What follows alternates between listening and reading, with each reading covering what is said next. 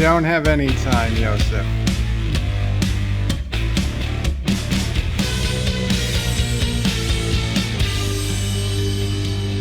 You don't have any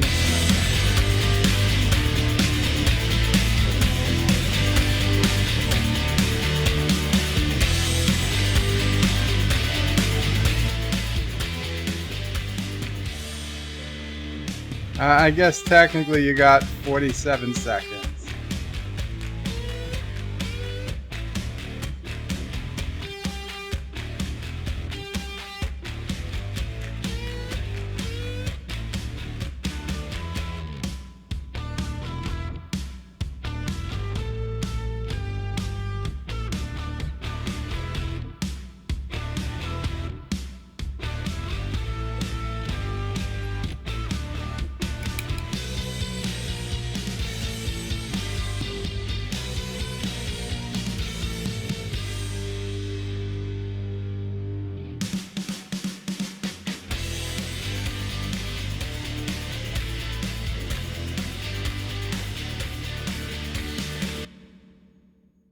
Qapla YouTube, it's Friday. TBIF. Thank Bird it is Friday.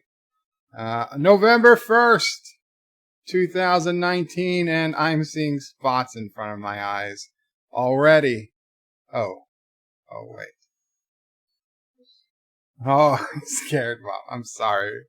Oh, they're pixels. They're not spots, but I forgot I had these on. Hello everybody, Qapla. And Yosef Patrick was here early, as he usually is. Welcome, Yosef. He's looking forward. Wow. I'm impressed. Yosef Patrick says, hi, plus. It's even better than hi. Life with Matthew says, happy Friday, bird of prey and all. Welcome, Life with Matthew. Azine says, hey. Qapla Azine. Sci-Fi Nation says not first. Well, that's true, but you're close. Commander Shutter says greetings from Kennewick, Washington. Very cool. Welcome, Commander Shutter. Mike Richards says greetings from Columbus, Ohio. Greetings, Mike Richards. Commander Sutter says first. I am number one. You want to be number one in Star Trek? What, you want to be Captain Pike's number one? You might have to have a small operation. But hey, you could probably get the job if you have it. Sci-Fi Nation says hello, Bird O'Prey, Mom O'Prey, Sassy O'Prey, and fellow nerds. Greetings, Sci-Fi Nation. Commander Shudder's laughing at the shades. Thank you. Thank you. Mike Richards says badass O'Prey 5.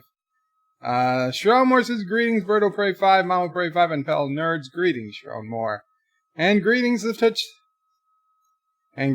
Sassy, chaser of cats, eater of cookies, stalker of cardinals, defiler of cushions, and scourge of the squirrels, and the trick-or-treaters. She was going nuts. We didn't get a lot. I mean, we had more than we've had in, I think, the 10 years since I've been not actively participating. But it was 3 groups of like 8 people. I think 6, 8 people, 12 people maybe, but in 3 distinct groups. And that was the most we've had in a long time. So that big 5-pound, 7-pound, 8-pound bag of candy, whatever it was, we're down to maybe we had to give away a pound. Maybe less, but more than I expected we'd have to give away. And Sassy would go nuts every time somebody would come to the door. Cinnabon Bunny says hello. Welcome, Cinnabon Bunny. Cinnabon, I apologize. I just did not get to see your stream yesterday, your Halloween Space Engineer stream. I tried to, in the barrage of Halloween specials. I tossed it. I apologize. I try to watch Cinnabon Space Engineer streams. Usually, you learn something about the game. They're informative. If you're going to play Space Engineers, you should check out Cinnabon's channel. And then Cinnabon, when I see he also does bunny videos, and he's going to be doing more bunny videos, supposedly. I was a little worried when he said he was going to carve a pumpkin for the bunnies, because he had a big knife near these small bunnies. One's not so small, but I was just, no, don't carve the wrong object. And luckily he didn't. He carved the pumpkin, not the bunnies. I actually sent that video to Sister Opre, because she's a big bunny fan. Shronmore says, out walking my dog, so just listening. Not a problem, Shronmore. What'd you say? Oh, well, they hung up. Just listening, no problem, Shronmore. John Street says, Bird, you're sweating. You must have been getting ready for your New York Marathon 2019 run on the 3rd. I'm not sweating. I'm completely dry. There's nothing shiny. It is a little warm in here, I'll grant you that. I put the heat up early because it's cold outside. Oh, it's in Chicky.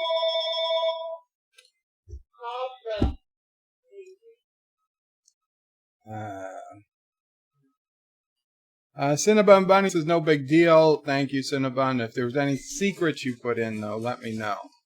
Shomor says, could you give a shout out to my friend Siobhan? She just finished her treatment for cancer and was over my house for a celebration of dinner. Absolutely. The only concern is, am I pronouncing Siobhan correctly? You know I'm terribly bad with names, so if it's not Siobhan, please correct me. But Siobhan, I've been through a hell of a lot in my life. Shronmore could tell you. Thank you so much, Joseph. I'll get right to your super chat. I spent a year in the hospital, many months in a coma, 8 months. 8 months in ICU, 2 months in a rehab, lost my ability to walk, terrible bed sores, been in a hospital bed for 10 years, pain like you couldn't believe, and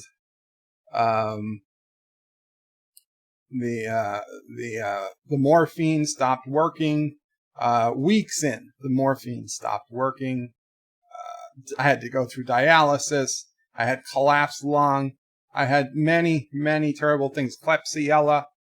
Jesus Christ. A terrible list of things.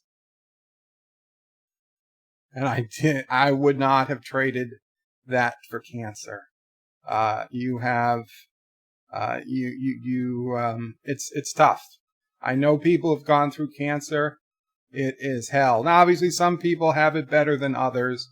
Some people, they're brought to the very brink of death, and they fight their way back.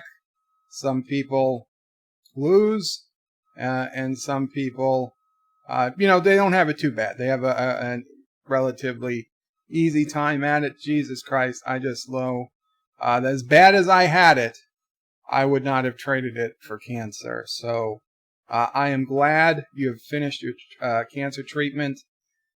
You know this. I know this. Every day we walk this planet, or not walk, but just exist on this planet, in my case, is a blessing. It's a blessing to us. It's a blessing to our friends and our families and our people who love us. And there are people out there. You might not know them, but they're out there. Obviously, you know Showmore, so you know there are people in your lives. Even for people who don't know, there's somebody. There's somebody out there who cares. It is a major accomplishment. We both know that doesn't mean you're in the clear. You'll probably never feel you're in the clear. I get it.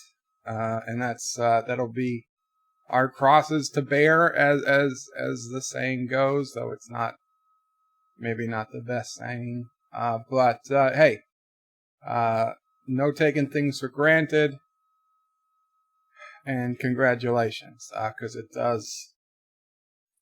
does indeed warrant some celebration. So please enjoy what you got. Try to get back to what you can of your life. I don't know how big of an impediment it had been. in weeks or months or years, whatever it's been for you. But get back, see what you can of your life, and remember the people who were there for you. Forgive the people who weren't there for you. It's very, very difficult to be there for someone who's sick. I had a lot of friends who were there for me, and a lot of friends who I was surprised that they weren't. I was surprised that they weren't, but I understand. It's a hell of a thing to see somebody you love or you care about go through things, terrible things. I've forgiven them all. I've forgiven every one of them.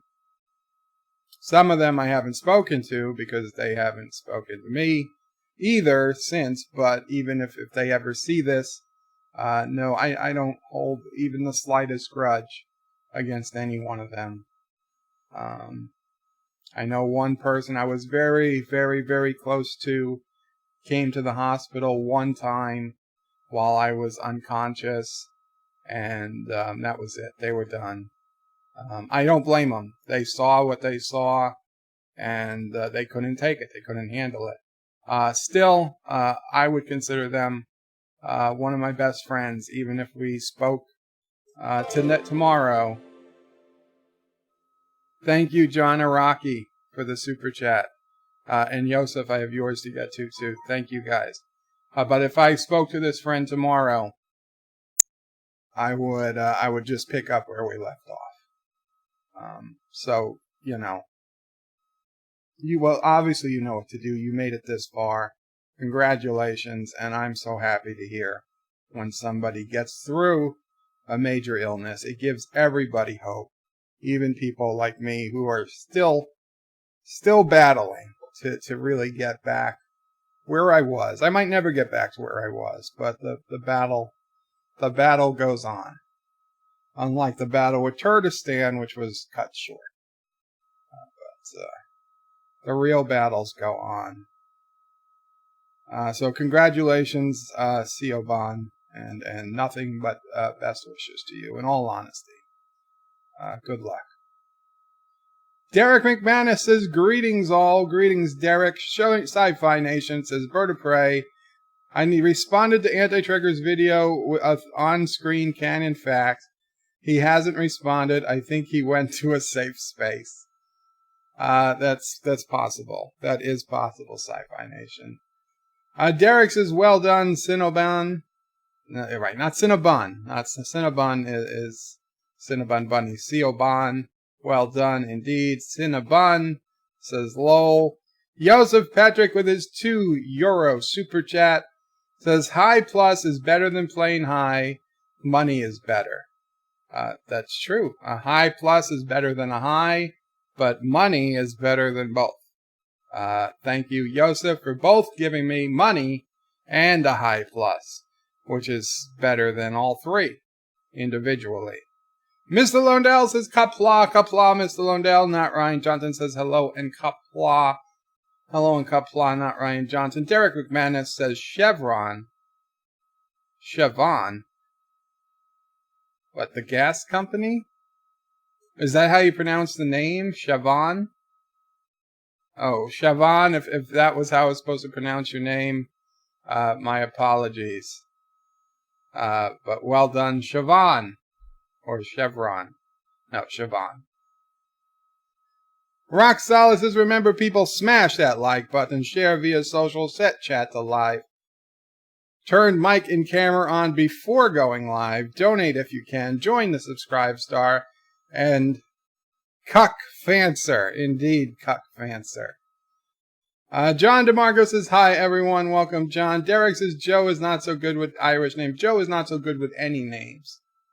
Okay, my sister said this, I think.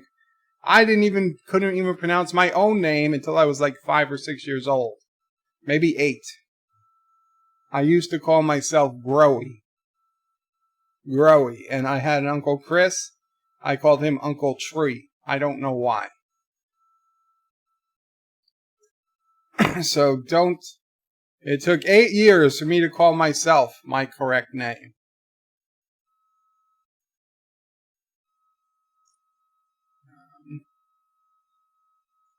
Derek McManus says, hi, John. Joseph says, oh, the pronunciation of Irish names, it hurts my ears. Do you know how to read this name? Cyst. I have no idea what you're talking about. How can I read a name when there's no vowels? Showmore says Siobhan is pronounced Siobhan. Siobhan? In Irish, names are tough to pronounce, vertebrae. Don't worry about it. Thank you, Sean Moore. Siobhan. Best wishes. Commander Shutter says, amen to that, Bert. Thank you, Commander. Joseph says, you are a blessing to us, Joe. We might be a small group, but I have the feeling you can consider us all friends. Oh, thank you, Joseph.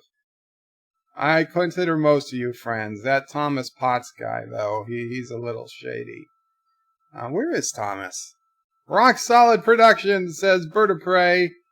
We all know that Freddie Mercury, you son of a bitch. We all know that Freddie Mercury was there for the chairman of the board, so yes, there are those there for others in the end. John Araki with his $1 super chat, hoping to get Sexy Dax, didn't get Kissy Dax. I apologize. Maybe next time. John DeMarco says forgiveness is a good policy. It is indeed. Not just Sassy. Sassy, I forgive you, Sassy. Who are you barking at? Woof. I don't know. Anyway, forgiveness is a good policy, not just for Christians, for everybody, to be honest. John Street says, remember to throw money at the bird so he can keep up his addiction to Beagle Bites. I do not use any money I collect on Beagle Bites. Beagle Bites aren't a thing, thankfully. Patrick says, cyst is actually forest, like 4 S's and a T. Sit. It doesn't make much sense. And John Araki says, maybe next time, with a $2 super chat, and unfortunately gets Commander Shran. Maybe next time. Maybe next time, John Araki. Joseph Patrick says, and the name Kimninmo. It's actually Noel, not Noel. Those are real names to be found in the US of A. There's anybody in the USA named KMNO? I've never seen anybody named KMNO. I'm not saying there isn't, but I've just never seen it. And I certainly wouldn't call him Noel or Noel. Rock Solid says, glad to see Joe say himself that Freddie Mercury. No, he did not have a special connection. In the end, Hector says, like Kurdistan and Karoga. What's like Kurdistan and Karoga? A special connection? No, that is different. That's different. Hey, you guys might have noticed a few more stickers today. We got Khan. It says Khan. We got a Tribble. Obviously the alpaca, the Klingon symbol. We got a phaser right under my finger.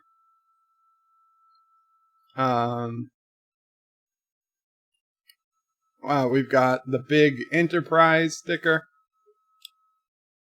The movie Enterprise, the A, in NCC 1701A, and another Starfleet badge. I had ordered something that I thought was a sticker, and it turned out not to be a sticker. It was a James P. Kirk. It's gone. I gave it to Mama Gray, I think. I thought it was a big sticker of Captain Kirk. I was gonna put over here, but it turned out it wasn't a sticker. It was just a piece of small piece of cardboard paper. I mean, I guess I could still stick it on with two-sided tape, but it wouldn't be the same. Epic Beard says Turdistan and Kuroga are lovers. Nope. Actor says seems so. Nope. Welcome, Actor. Actor says at least Turdistan seemed very friendly yesterday. Actor, again, my apologies. I did forget my own rules. That's right. Turdistan and Kuroga were not allowed. We're not allowed to ally. Fairness, in all fairness, though, I was told by a certain Turdistani that they had almost no ships left, that they were using their ships' parts to make new bases for the next round in the game. And I honestly didn't believe they had any vessels capable of really fighting. I thought they were just going to really come and watch. I did not think Turdistan was going to be in the fight. And then when I get to the fight, not only is Turdistan in the fight, they're dominating. And the game was just so laggy. Listen, it's very possible, and I think looking up close at Anti-Tracker and Chris M's ship, which seemed damn nearly identical, that they probably would have bested us in an even fair match, because they didn't put any effort into design aesthetics or anything. There was just as many lasers as they could fit onto a ship as possible. So yeah, they probably would have won in a fair fight, but that lag we had, that was not fair. I mean, don't get me wrong, it wasn't anybody's fault, but we should have thought ahead. And the game does not handle a ton of big ships in one area. And then worse, once a ship's destroyed, it only gets even slower, because now all that debris has to be tracked. So it wasn't the smartest idea. I think in the next round we have battles more by appointment in a predefined section of the map, and then when the battle's over, an admin can clear all the debris and keeps the server going. Also, I suspect we'll have a lower per faction PCU limit, or just a lower PCU limit overall in the game. I think if we had 50% the PCU limit, the overall PCU limit, we probably would have been in decent shape. We'll see. It'll be up to Anti-Tracker this round for the most part. But I think, listen, this was only our second round on the server. We're learning. We're learning. It's a learning experience. And again, my apologies I was not expecting what we saw. Not Ryan Johnson says, where's the Frank and Freddie together forever sticker? Never gonna be one. I should get a Sinatra sticker, though. That's what I'm missing. I'm missing a Rat Pack sticker. John Araki says sanitary nap. No, what are you talking about? Yosef says in the alphabet you have A, B, C, K, L, M, N, O. The other guy is called K, M, N, O. The L is missing. So you write it as K, M, N, O. Read it as Noel. Forest is 4 STs. Just crazy. It's very crazy. It's all crazy. Rock solid. No, rock solid. Sci-Fi Nation says, I found a McDonald's toy bobblehead. Bobby Fett head with his ship as a body. It went on my shelf of worthless but useless unique sci-fi crap. That's a great shelf to have, Sci-Fi Nation. Kennewick Sapien says, never trust any Turdistani. Welcome, Kennewick. And Mamo Prey completely agrees. Every time I say I'm going to do something with the turds, Mamo Prey is like, nope, they're going to betray you. Continuum Track says, hello everybody, Qapla, Continuum Track. Check out the Continuum Trek channel. Epic Beard says, turds are liars, can never trust them. You cannot. Sci-Fi Nation Yes, shelf. I used the old brain. I figured out what you meant. Azine says turds are liars. I'm shocked. Mr. Londell says, I thought you have some canvas pictures of your favorite Trek characters hanging on the walls. You know, Mr. Londell,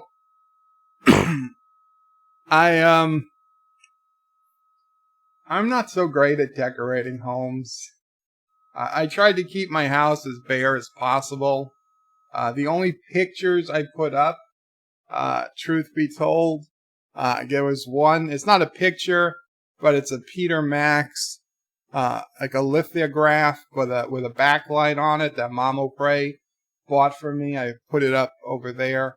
You can't see it. And behind me, unfortunately, you can't see it, though in some of my old videos where I'm using the laptop camera, what I did have up were pictures of all my friends, like collages of all my friends.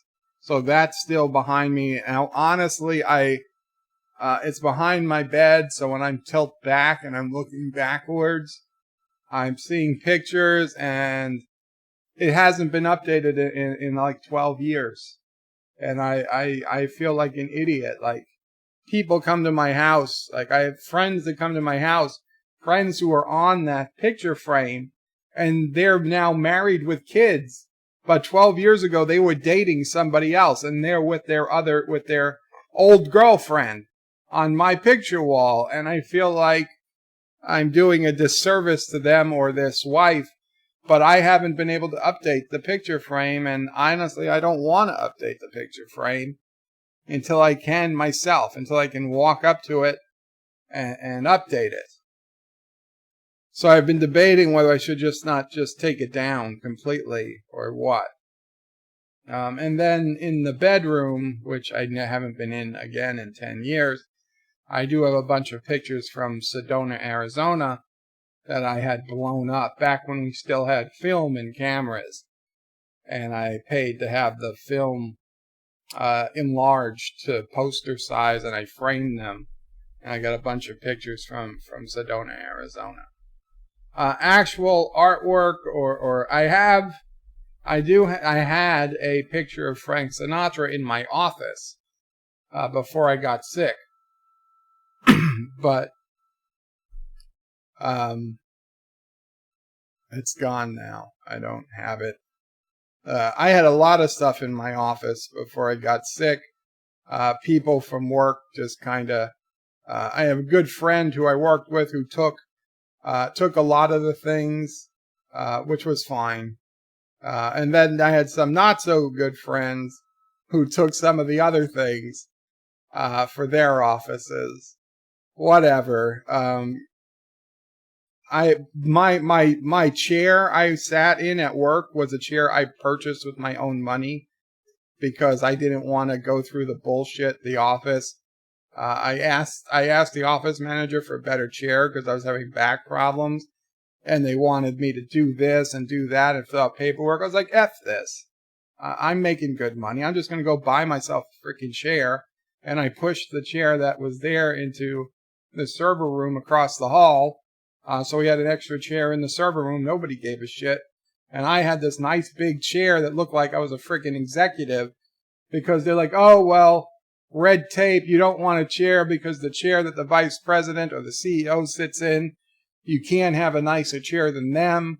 And they didn't particularly have, $5,000 chairs. They had maybe $500 chairs. They did, So they oh, we can't have this, you can't have that, blah, blah. I was like, never mind. I shouldn't have asked. I'll buy my own damn chair. That's what I did. Of course, when I got sick, chair's gone. I don't know who got it. I don't know who took it. I don't care. It's really of no use to me, but whatever. Things like that. A Bose Wave radio. Now, again, the Bose Wave radio wasn't technically mine. It was technically my boss's, and then he died. So I just held on to it. It had his name across it in big black permanent marker. But hey, it was nice to have a Bose Wave radio in my... Hell, my office was the only office of a non-vice president level or higher to have a television and a television, a DVD recorder, and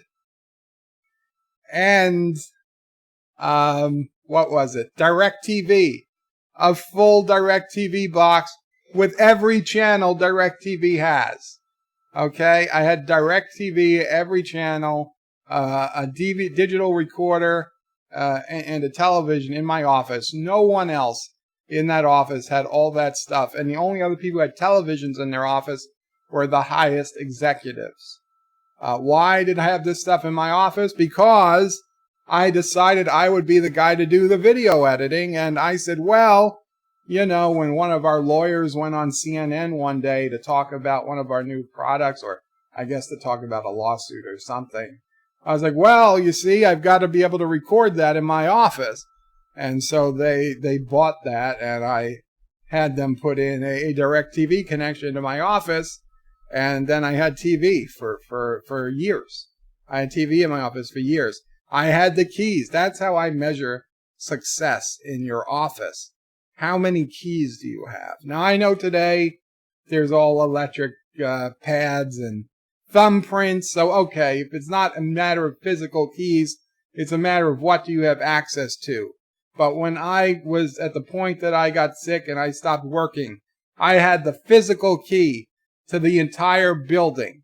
I had the key to our offices. I had the alarm code in case I was the first one in and I had to type in the alarm code to disarm the entire building. I had the backup password in case I forgot to put in the alarm code and the alarm company called. I had to tell them Cosmopolitan because that was the code. I'm sure it's changed. That building doesn't even exist anymore. But Cosmopolitan was the backup code because if I didn't say Cosmopolitan to the person who called, or after the alarm went off, they would send the police, and then the police would charge us $500 if there wasn't actually something going on. So I knew the alarm codes. I had the keys. I had the keys to the building. I had the keys to the offices.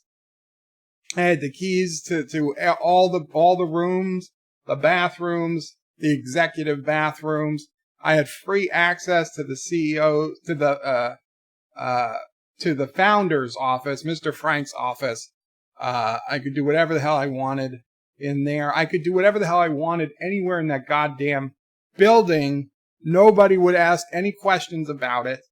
I could just decide where I wanted to go and find some reason to go. And I'd get a trip paid for. Okay? It was amazing. It was amazing. But the very best key I got, and the very last key I got, the key to the roof. The key to the roof is the ultimate key. Okay? When you get the key to the roof, you know you've made it. It's better than all the other keys. I'd go up to the frickin' roof and hang out on the roof. Why are you up on the roof? I was like, I'm checking the dish antenna. I wanted to go up on the roof. There could be any reasons why I'm going up on the roof. I'm looking at this. I'm checking that. They didn't know. They didn't care. We had a day when the alarm, they put in a brand new alarm system, and the next day it broke. And all of the alarms were piercing at like 120 decimals, piercing like 20 of them between all three floors that our offices were on.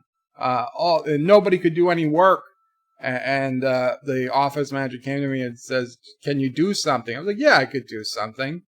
And they're like, "Well, do whatever you can to shut them off." I was like, "Okay." Took a electric screw gun, 2 screws, pulled the thing off, looked, took a scissor, cut the wires to the speaker. Actually, I cut 1 wire to the speaker. You didn't have to cut 2. So I went in and cut 20 different wires, and everybody was able to get back to work. I probably got some audio, some sound issues because I was right next to this blazing loud speaker. But what the hell? I didn't mind. And everybody was so happy. So happy they could work without a frickin' 120 decimal alarm going off in their ear constantly. Of course, then when the alarm guys finally made it to the office at like 4:30 p.m., and like they would have wanted it to be ringing for the entire frickin' day. Like, oh, why did you cut the wires? It's like, because we couldn't fucking deal with all the noise they were making. And they were like, well, you could have just pulled this off. I said, well, you should have told us that. Should have told us. In all honesty, I did think that wouldn't this be smart if it was just a jumper wire? And I did try to pull it off, although I couldn't see into where the wire was. I tried to pull it thinking it would probably just pop off.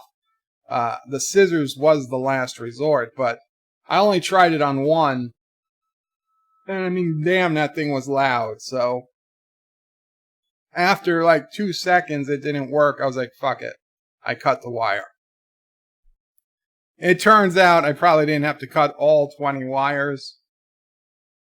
But that's not my problem. That's not my problem. That's not my problem. One time, and this was towards the end, maybe a year before I got sick, we were having a sales meeting in New York City at the Palace Hotel, not to be confused with the Plaza Hotel. The Plaza Hotel being the hotel that was in Home Alone 2, where Donald Trump talked to Macaulay Culkin as he asked where the elevators were or something. No, the Palace Hotel is still a very, very nice, upscale, top-notch New York hotel. The thing I did not mind about working, even though my official title was Director of Technology and Engineering, and even though it was a very cushy, high-paying tech job for the most part, I did not mind getting my hands dirty. And once you mind getting your hands dirty, that's like the beginning of the end, I think. I didn't mind getting my hands dirty. So if they needed somebody to rent a U-Haul truck, I'd rent it. Now, I wasn't going to carry all the shit myself, but I had no problem renting and driving the U-Haul truck. So when we were going into Manhattan to do this sales meeting, with all these people were coming in, I had no legit business for being there, but I was the only one who would go rent a U-Haul and drive it to the city.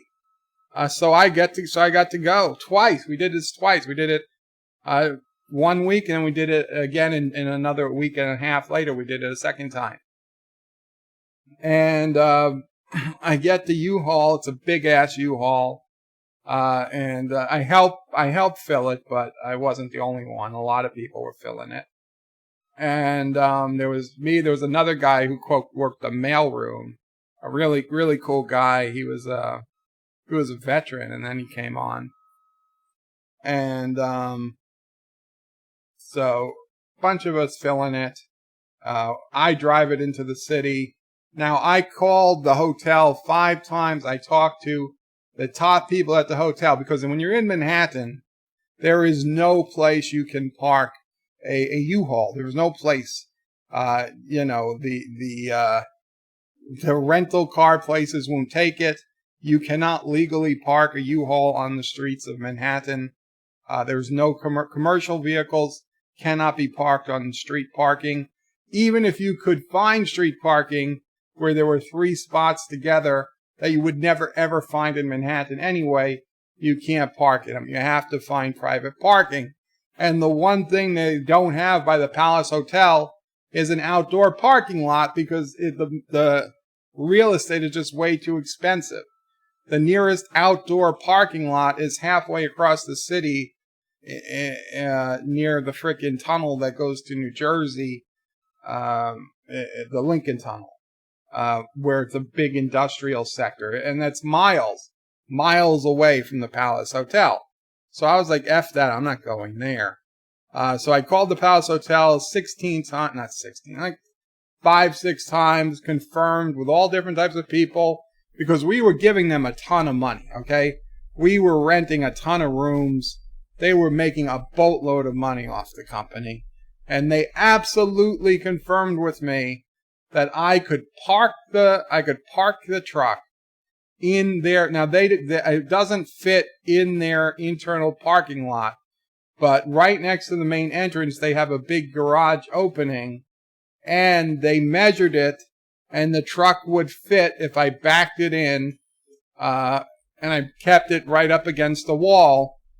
It would just fit and allow other cars to come past. And for the 2 or 3 days we were going to be there each week, they were perfectly okay with that. So I did it.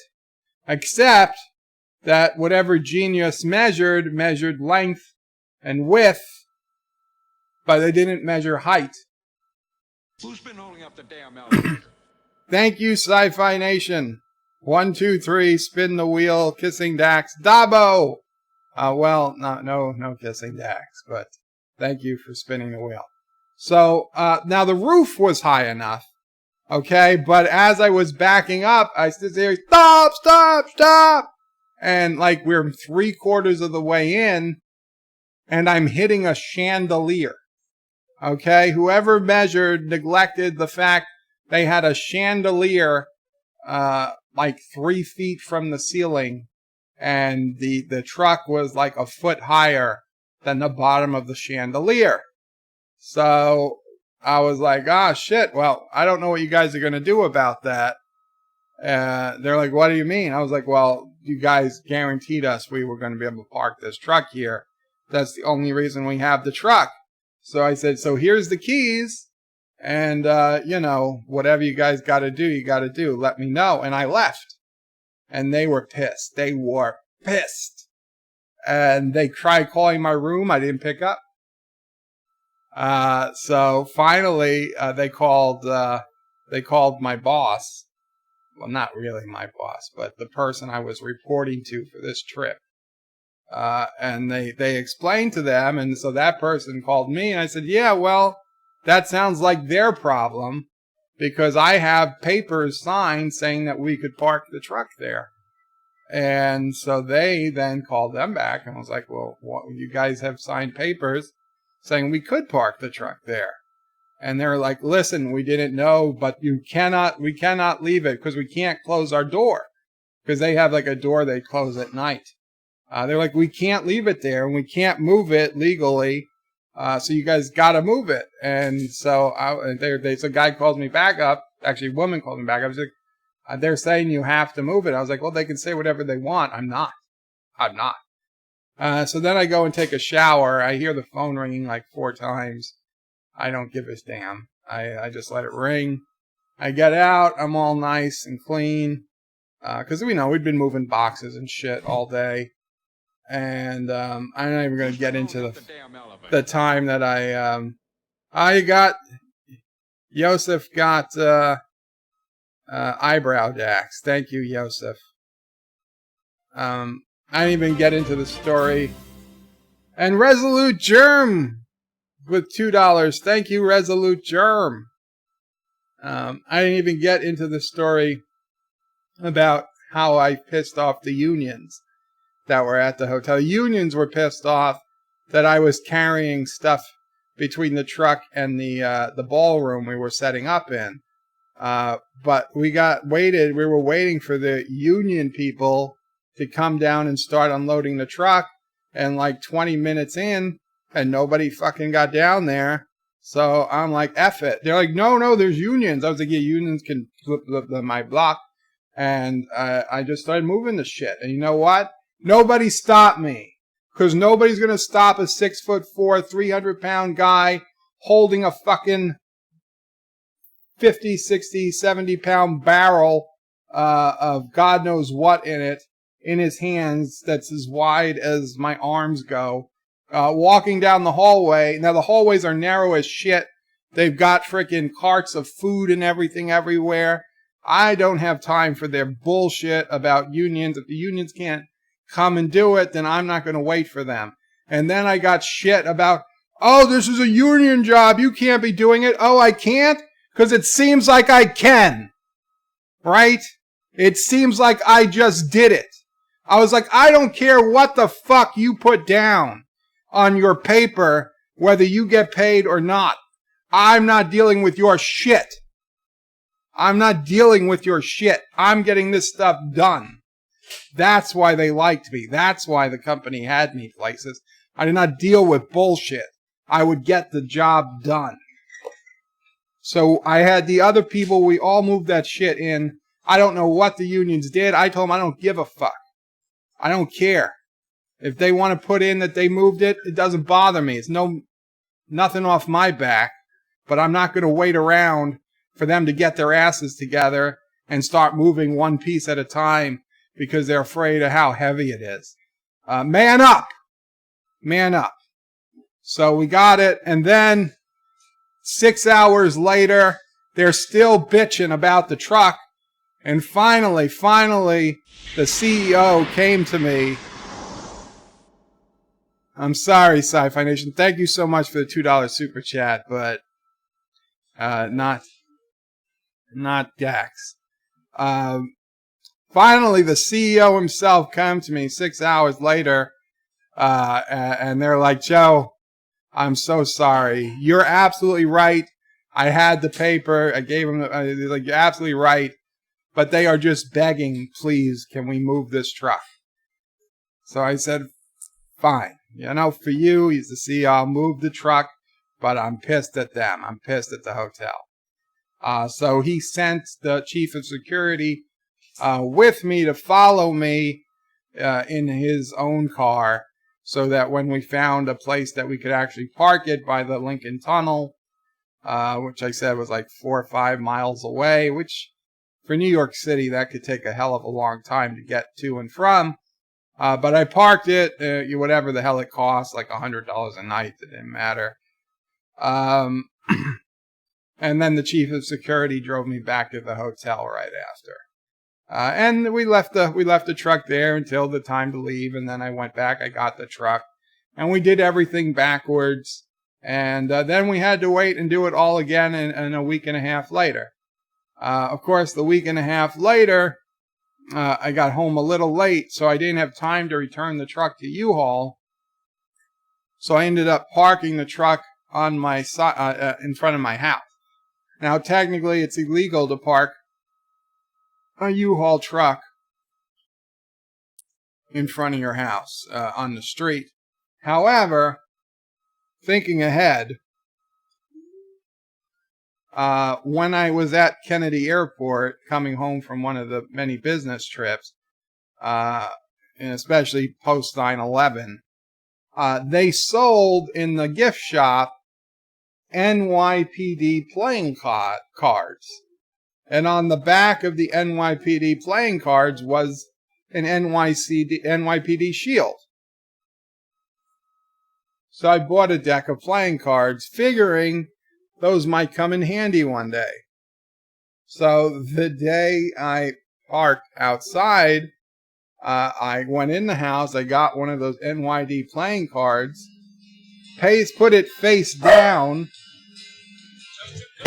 on the nobody.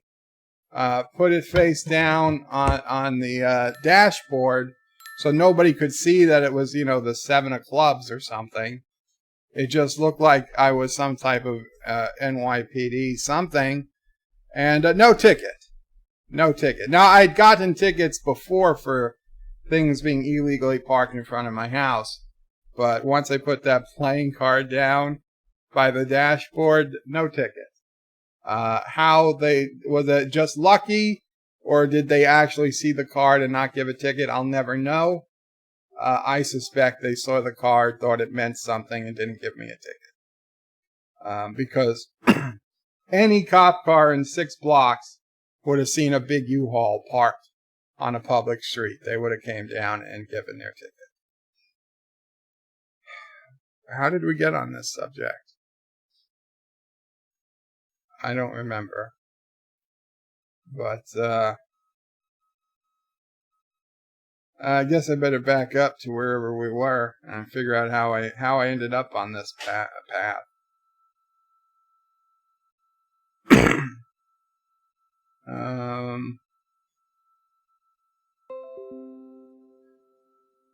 Where are we?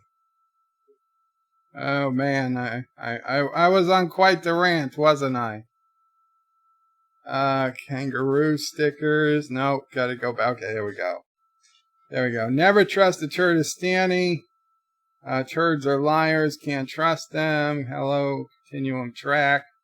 My shelf. Turds are liars.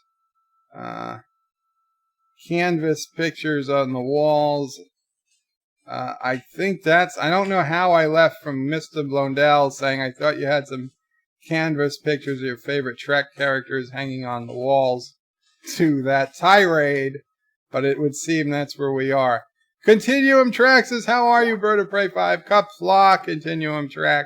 I am doing well, sir. I hope you are well, too.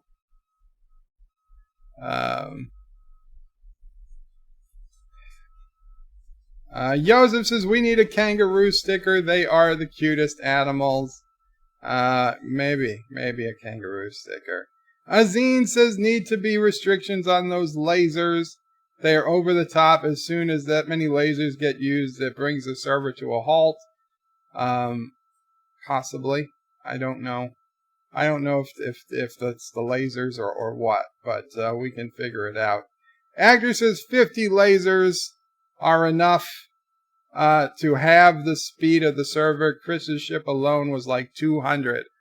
The hunky chunky funky monkey with a £2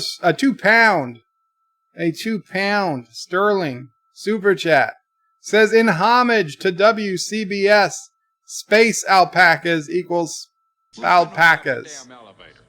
Spalpacas. Thank you, the hunky chunky funky monkey. I'm sorry you got the JJ Enterprise. Actor says 50 lasers are enough. I just read that. Yosef says, Gary from Nerdrotic destroyed Terminator Dark Fate. I'm going to see it on Sunday. I do not agree with him from time to time, but what he said this time, I'm afraid he might be right. I watched Gary's review just before I started the stream. Damn. I have no plans to see the movie. No plans at all. Did I have plans before? Honestly, had I heard nothing about it, I might have seen it, when it comes out on DVD or on streaming. But now, no. I have no desire at all. Rock Solid says, what's wrong with you, Joe? Frank loves Freddy. Epic Beard says, I tested 75 lasers offline and slowed down my private server. No doubt all those lasers on was bringing it to a halt. Continuum Track says, thank you, Bird of Prey. How are things going in Kuroga? Well, Continuum Track, unfortunately, Kuroga lost the second round last night to Turdistan. Typical Turd treachery won the day. But round 3 starts soon. I don't know if it'll be tonight, tomorrow, the next day, but soon. Rock Solid says, I think Bird of Prey needs or wants a pink Sega controller. No thanks, Rock Solid. Joseph Patrick says, Continuum Track, I thought I was subscribed. Now I am. Very cool. Azine says, the Epic Beard, same thing happened on Anti-Tracker server when Hector was testing his last ship. Continuum Track says, thank you, Joseph. Yeah, YouTube has a habit of unsubbing people. Yes, they do. Epic Beard says, yeah, lasers are too much. Continuum Track says, come on, guys, 25 watching and only 9 likes. Hit that like button. Thank you. Carlo Albanese, Qapla Carlo says, hello, Bird of Prey. Sorry I missed the final battle. Hope you are well. Carlo, you only missed the final battle in person. We did have to use your ships. Your ships were part of the final battle. Unfortunately, even with your ships, we lost. But another round, another day, another battle. Agner says, thanks for reminding us, Continuum Track. Mike Richards is standing on a corner in Sedona, Arizona. As a song? Standing on a corner in Sedona, Arizona. I haven't heard of that song, Mike Richards, if that's a real song. Zine says in moderation they're okay, but needs to be a limit on fixed lasers, something that isn't double numbers. Multi-Gunman says, hey Bird, how's it going? It's going good, Multi-Gunman. Wesley says, greetings, birds, turds, and alpacas. Greetings, Wes. The only problem with limiting the fixed lasers is that literally if we were limited to 2 heavy lasers and 2 light lasers, you would never ever get through the shields. The shields with enough warp cores. And I tested this. I left two lasers firing at the Sinatra for hours on my home PC. They never the shield doesn't drain fast enough. So we'd really have to, honestly, if I was going to drop a mod, and I'm not saying we are, but if I was going to drop a mod, I would drop the shields mod, and might keep the lasers. It's the shields that are really the problem. It's the shields which cause people to build 100 different lasers, right?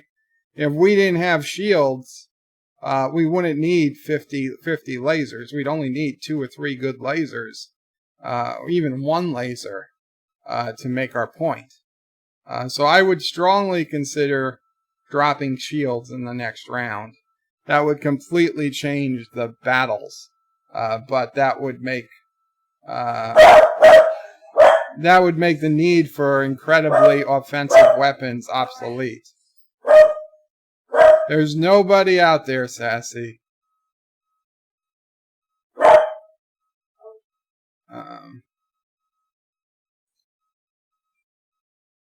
Multi-Gunman says, Bird of Prey, hey Bird, how's it going? Not bad, Multi-Gunman, how are you? Wesley, Bird of Prey, greetings, birds, turds, and alpacas. Qapla, West. Continuum track is lolling. Wesley says, when does the next round start? I'm not sure, Wes. Soon.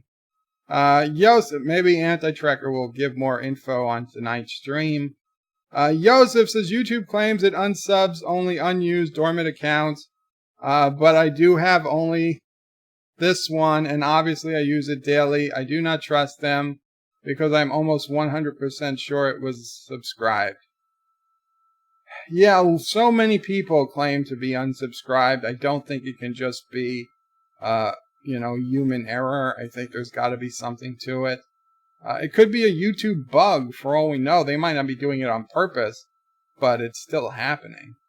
Epic Beard says, missed you this round, Wes. Hope you can play next round. Continuum Track says, today is a good day to like and subscribe to Bird of Prey. Qapla, Continuum Track, thank you.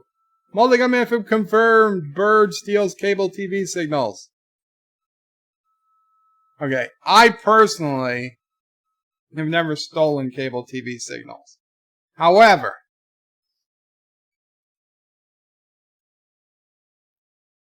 I personally have realized when I was traveling for work, I forget exactly how this came up, but I would stay at a Residence Inn often in San Diego, and for whatever reason, okay, this is how it happened. So, I was director of technology and engineering, but my boss, and a very eccentric millionaire, just kind of used me for special projects when we were traveling. So one of the things he wanted to do was, he didn't like the small, 30-inch TV you had in a hotel room. So wherever we would go, even if they had a big, 40-inch plasma TV. Now, in 2003, 2004, a 40-inch plasma TV, that was a pretty big TV. But he was used to a 70-inch. In fact, he had 2 70-inch televisions in his bedroom at home in New York. So he wanted something bigger and something portable. So I said, well, Mr. Frank, the only thing I could think of is we could get a projector and a projector screen. And I mean, projector screens went to 60 inches or more. They had 8-foot screens if you could get. And I could hook up the projector and you could watch your TV on that. It'd be like a movie theater. And he was so happy. He was so happy. He's like, yes, I want that every time we travel. Every time. So, to not not look like an idiot and look like the miracle worker, like Scotty suggested, I didn't try it for the very first time while I was on a trip with him. I tried it for the very first time while I was in a hotel.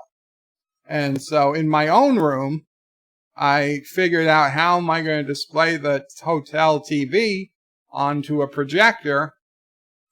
And granted, this was like 2002 to 2005 technology because Mr. Frank passed away in January of 2006. So like in 2002, I was coax cables. I went to Best Buy and just Circuit City, even Circuit City was close by. Bought a whole bunch of random stuff, trying to figure out how I was going to do this. And finally, with an actual VCR that had a tuner in it, and it had audio-video outputs, I was able to put the coax input from the hotel TV, unscrew it from the TV, screw it into the VCR, antenna in. Then take the RCA jacks, the red, yellow, and white jacks, from the VCR out and into the projector in. And then I could aim the projector at the screen, and I was projecting the channels from the hotel TV. And the channels matched up to the TV channels, 2, 3, 4, 5, 6, 7, 8, 9, 10, and it had cable at the hotel. So it went up into like the 20s, the 30s, the 40s. So while I was flipping through the channels on the VCR, I noticed, they stopped working, but as an engineer, you have to check every single channel. It's just something you have an innate need to do. That somewhere around the 90s, you started getting movies. And what I realized through trial and error was that when anybody ordered a movie, the system in the hotel assigned it to a high channel number, that TV had special circuitry, and when you would order a movie, it would just change your channel without telling you to like channel 96, and then you would watch the movie on channel 96. So if you could change the channel to any channel you want, you could see any movie anybody was watching anywhere, apparently in the entire freaking hotel. Now, that meant that if somebody else ordered the movie, you could watch it, but you wouldn't know if they started it or when they stopped it. But it was weird because, like when you would go to a certain channel and I mapped out what the channels were, I think they were like channels 80 through 90 or 95, whatever they were. But if I sat on one channel for long enough, then people, you not only see them ordering a movie, you would see them looking through the movies, figuring out which one they wanted to order. And then you would see what they ordered. You don't know who it was. Like, I didn't know who in the hotel was doing it, but I knew someone in the hotel was ordering the movie. So this opened up two possibilities. For Mr. Frank, who, unfortunately for his own health conditions, he couldn't go to a movie theater. But some hotels had movies in theaters. So it gave us the option, if there was a movie he really wanted to see, if a hotel had it early, we could order the movie and record it. After I got the VCR, I got a DVD recorder, which did the same thing. So we could record a movie and bring it to him so he could watch it. But as many of you who travel might know, besides, and I didn't realize this right away, because at the residence inn I was at, they did not have this. But when the first time came to use this was at the W Hotel in San Francisco, which was during the Grey Goose Citron launch party. And I hooked up this whole system in his room, and I told the nurses, okay, like channels 80 through 95, they might have movies on them if somebody orders them. It really didn't make a difference. If he wanted a movie, he didn't mind paying for it. But I said, you could check through those channels if you want.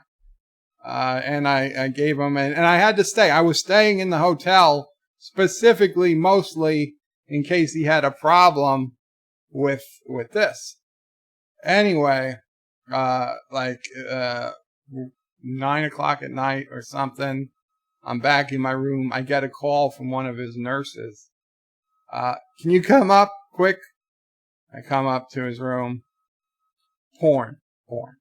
Apparently, this particular hotel had a 24-hour porn channel. He didn't have to order anything. It was just play 24 hours a day. And the nurse, while going through the channels, accidentally went onto it. And as soon as he saw it, he made her leave it on. So I was like, well, what do you want me to do? She's like, why? Stop it. I was like, I can't stop it. It's coming through. It's the hotel's channel. I realized what was happening. When I looked, I went to the TV in the living room because he had a suite. So I went to TV in the living room, and I went to adult movies. And sure enough, besides just adult movies, there was 24-hour access for $24.99, as opposed to the movies, which were like $11.99 individually. And I was like, shit. I was like, I guess that's the channel. They probably just all go to that one channel. And he was so happy the next day. He was like, Joe, your setup here gets porn? I was like, yeah, I know now. I didn't know it at the time. He was so happy. He was so happy. The nurse dealt with it.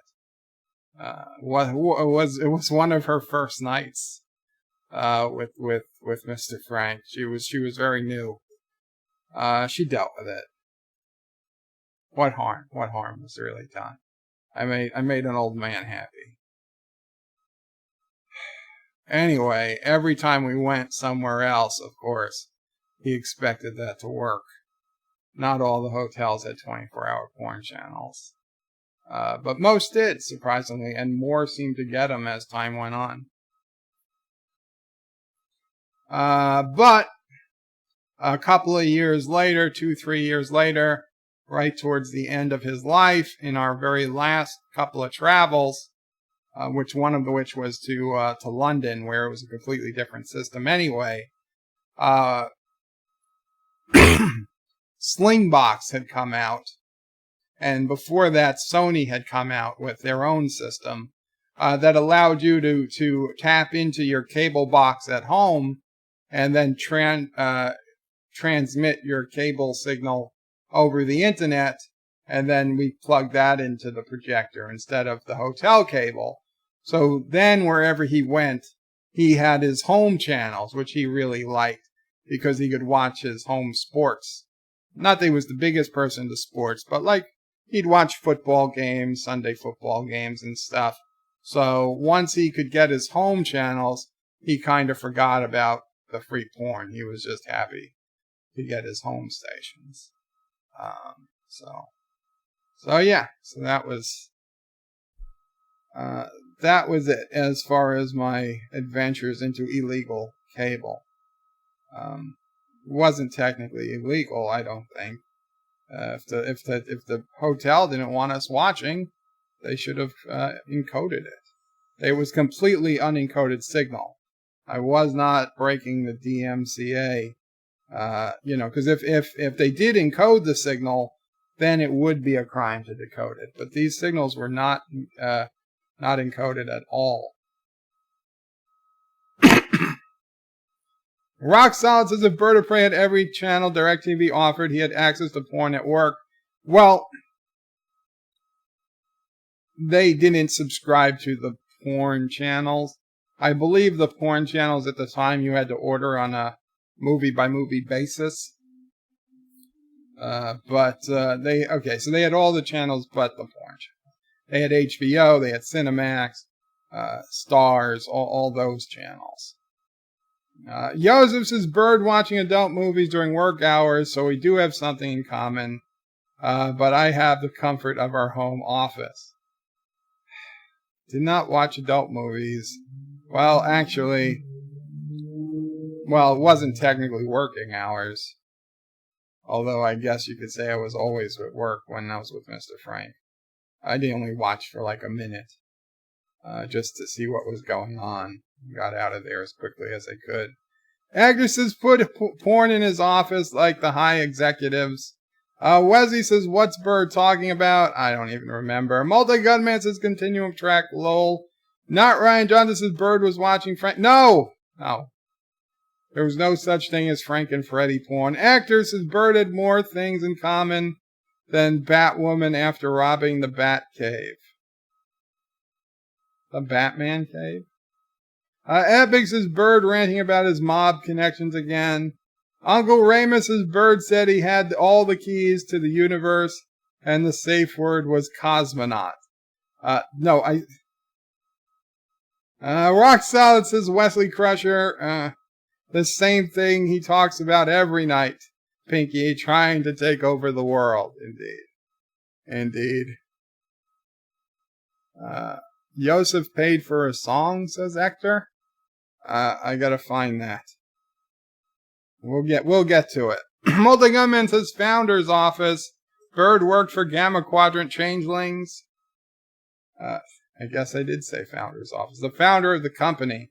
Shomore says Joseph Patrick, I've been unsubscribed from several channels without my knowledge.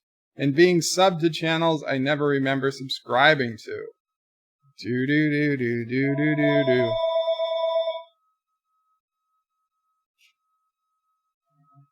Wait, this is going to be a good one. Hello? Hi, this is Ann with the warranty department. No, Our records show that your vehicle...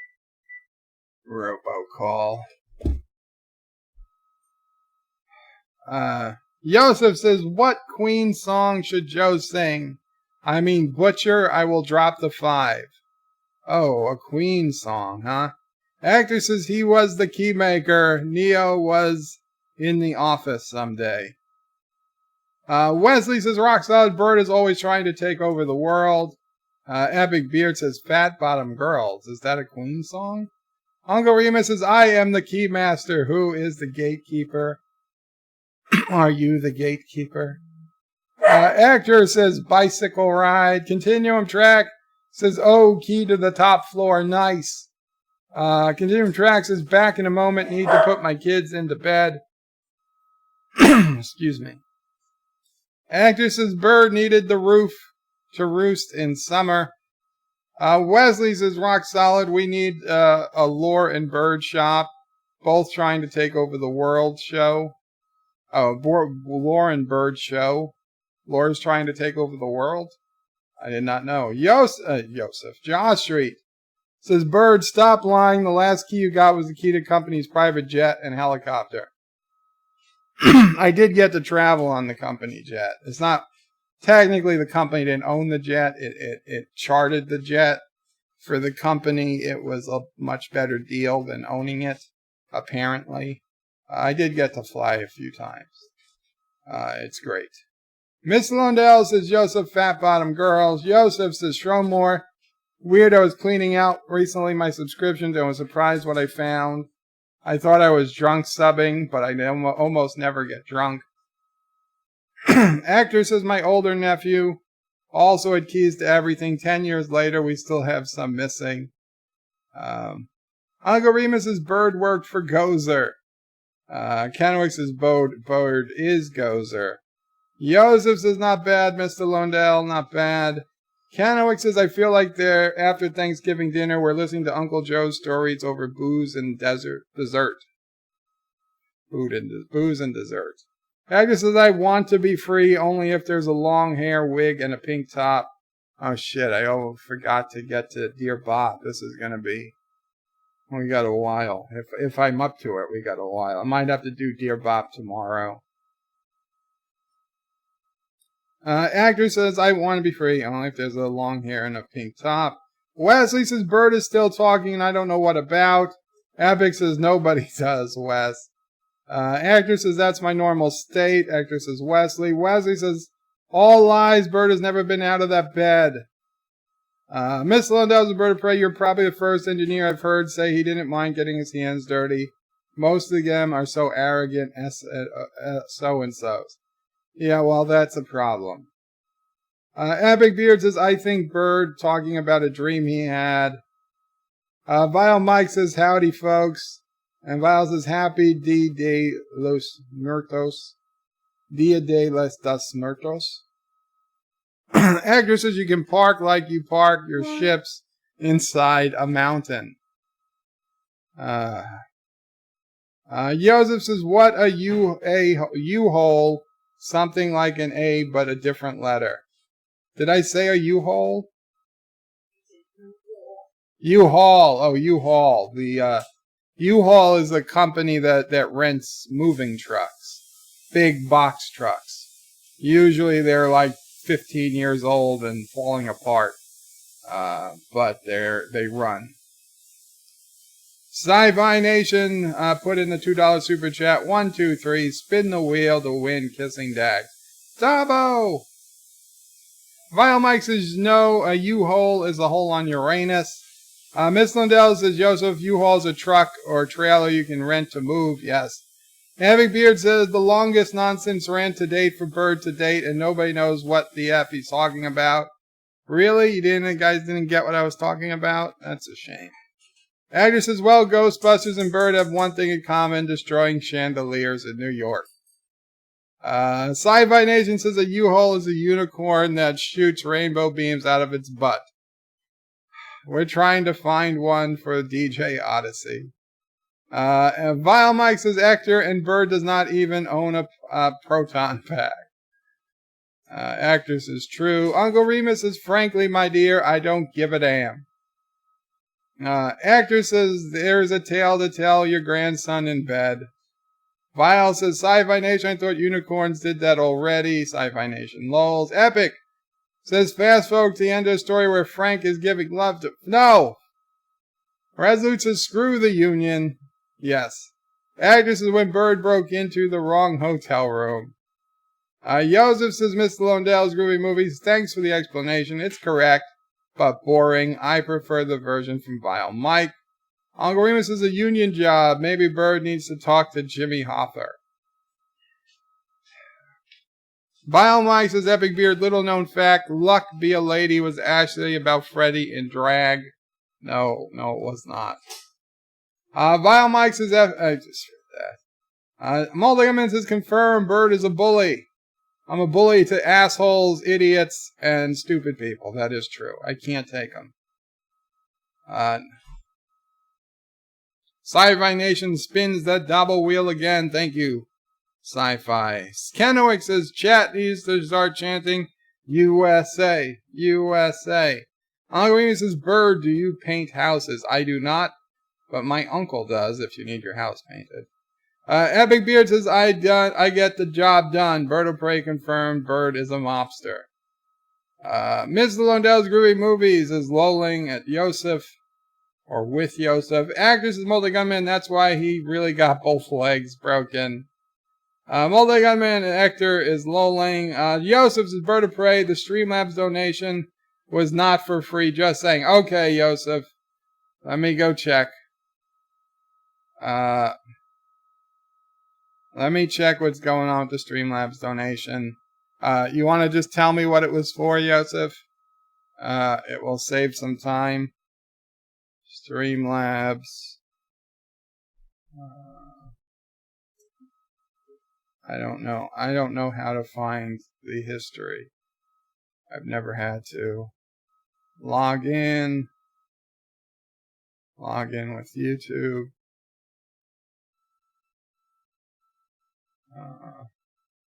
Bird of Prey 5.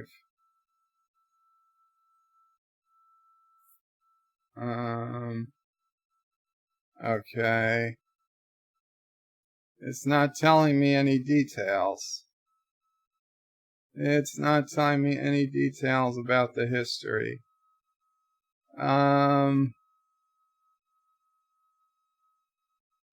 Joseph, what do you want me to do? What was it? It was obviously for a song, I guess. What song?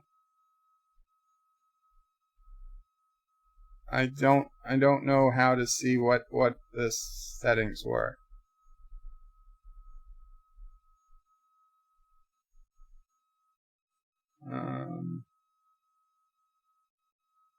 Joseph, this just a song request, Queen, Fat Bottom Girls. Okay. Fat Bottom Girls by Queen request.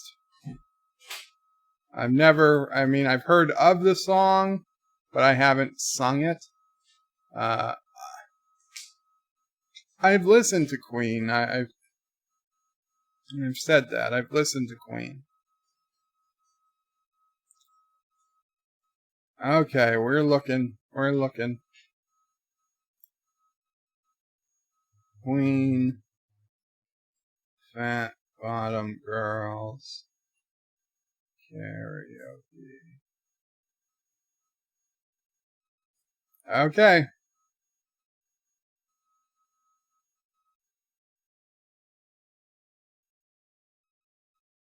Are you gonna take me home tonight?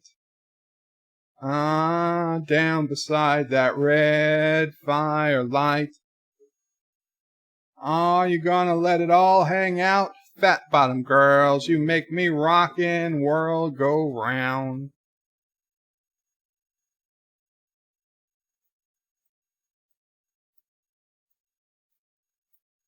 This will not be epic.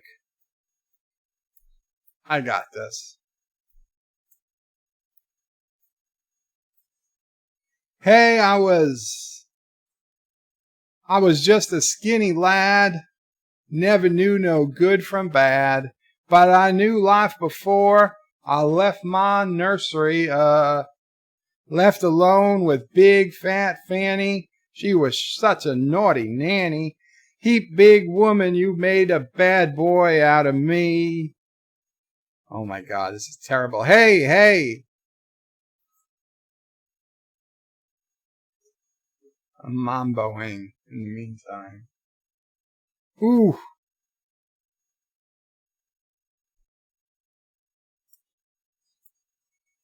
Sing it like you mean it. I don't mean it.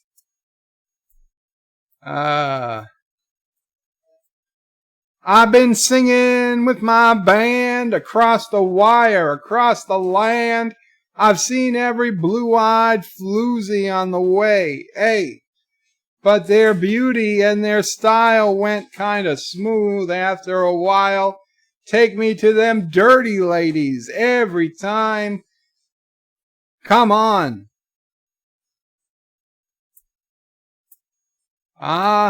Don't you take me to home tonight? Down beside your firelight, and you give me all you got. Fat Bottom Girls, you making the rockin' world go round. Fat Bottom Girls, you making the rockin' world go round.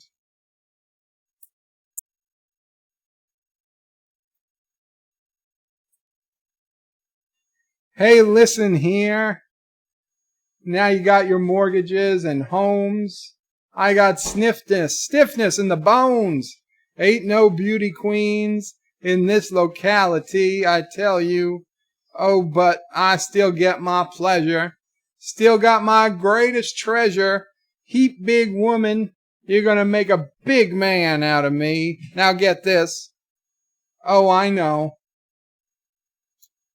Please.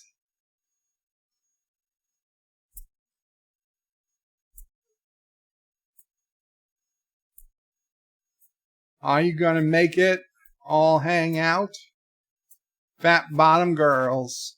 Yeah. Yeah. Make the rockin' world go round. Get on your bikes and ride. Oh, yeah. Oh, yeah. Fat bottom girls. You think this is better than a Frank Sinatra song? Fat bottom girls.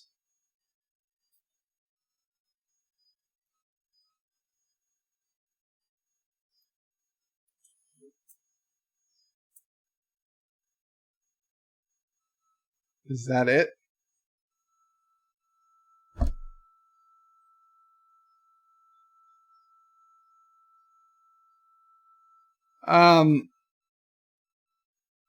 It seems like that's the end of the song. I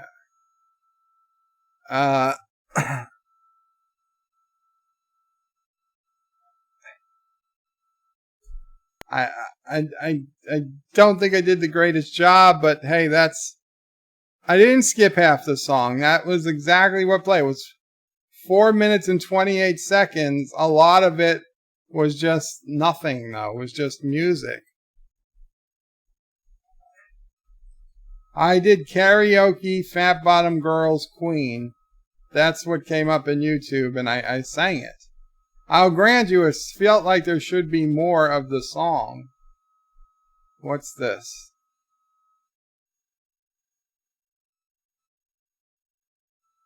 You want American Pie in the style of Don McLean? I'll do this. I hopefully. Holy shit! No, we're not going to do this. That's too long. That's too long.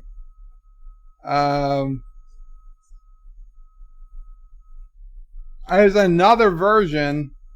Here's another karaoke version, but it's even shorter than the first one. Well, if it doesn't have the audio for the words for the solo, I can't do them. I don't know what they are. We'll try this version, but this is it for Fat Bottom Girls, because I don't think the song's going anywhere.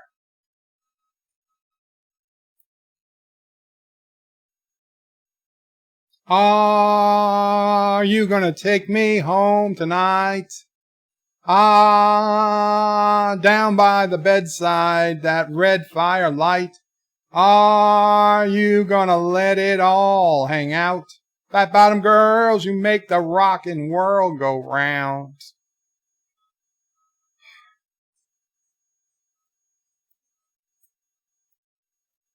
Hey, I was just a skinny lad, never knew good from bad, but I knew life before I left my nursery, left alone with big fat Fanny. She was such a naughty nanny. Heap big woman, you made a boy out of me. Hey, I've been singing with my band, cross the wire, across the land.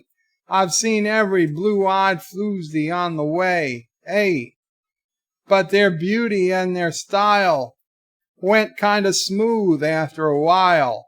Take me to them dirty ladies every time, come on. Oh, won't you take me home tonight? Oh, down beside your red firelight. Oh, and you give it all you've got. Fat bottom girls, you make the rockin' world go round. Fat bottom girls, you make the rockin' world go round. Hey.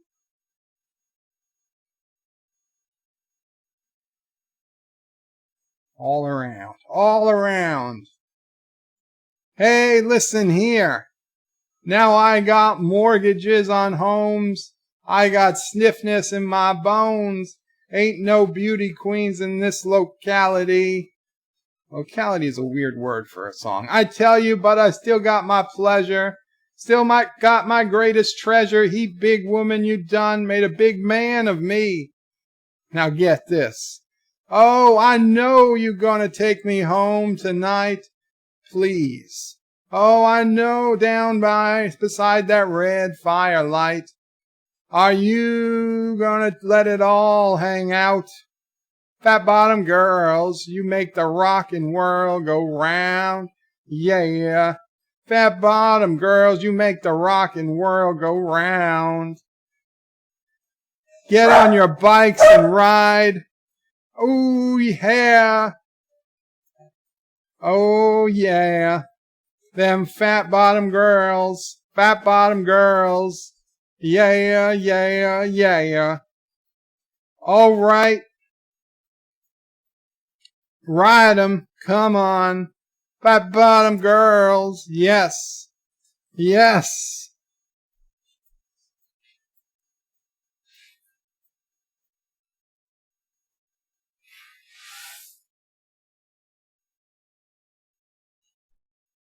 That's it. That's the second one, and that's it. Sing it sassy. Joseph says, now that's the version worth the money. Well, thank you. I aim to please. Uncle Remus says, Sinatra stopped at laughing. I'll have my legs broken. File Mike says, BBS. Multigamist has confirmed Bird bribes the NYPD. He is, in fact, a mobster. Kennewick says it's Jimmy Hoffa calling. Uncle Remus is flattening the hills. Straighten the curves. The law might get him. No, the mountain might get him, but the law never will. How far down did we go?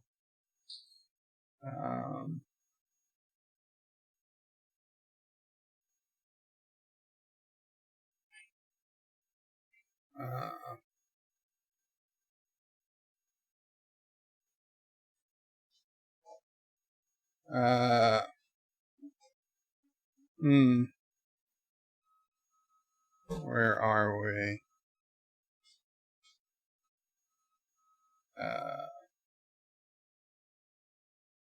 There we go. There we're back. Sorry about that. Flattening the hills. Okay. Actor says that would be a very heavy set of cards if everyone had a police shield. A picture of a police shield. Uncle Remus is making your way the only way they know how. Josh says the NYPD was on Bird's payroll. No, they weren't. I remember I got stopped going through the Battery Tunnel, heading back to work, because I was in a U-Haul and everybody was looking for terrorists, so I had to come, and a cop made me open up the back of the truck. He's like, "What you hauling?" Like, this is an 18-wheeler. I was like, I got a bunch of samples from whatever importing company. We just had a meeting in the city, and we're bringing the stuff back to the office. He's like, "Oh, open up, let me see." Now, I purposely put a couple of cases of liquor at the very back of the truck, just in case I was stopped. But this cop was actually pretty professional. He put the flashlight in there, he looked around. He said, "Okay, close up, you can go." If he was going to give me any trouble, I was going to offer him a case. But it didn't come to it.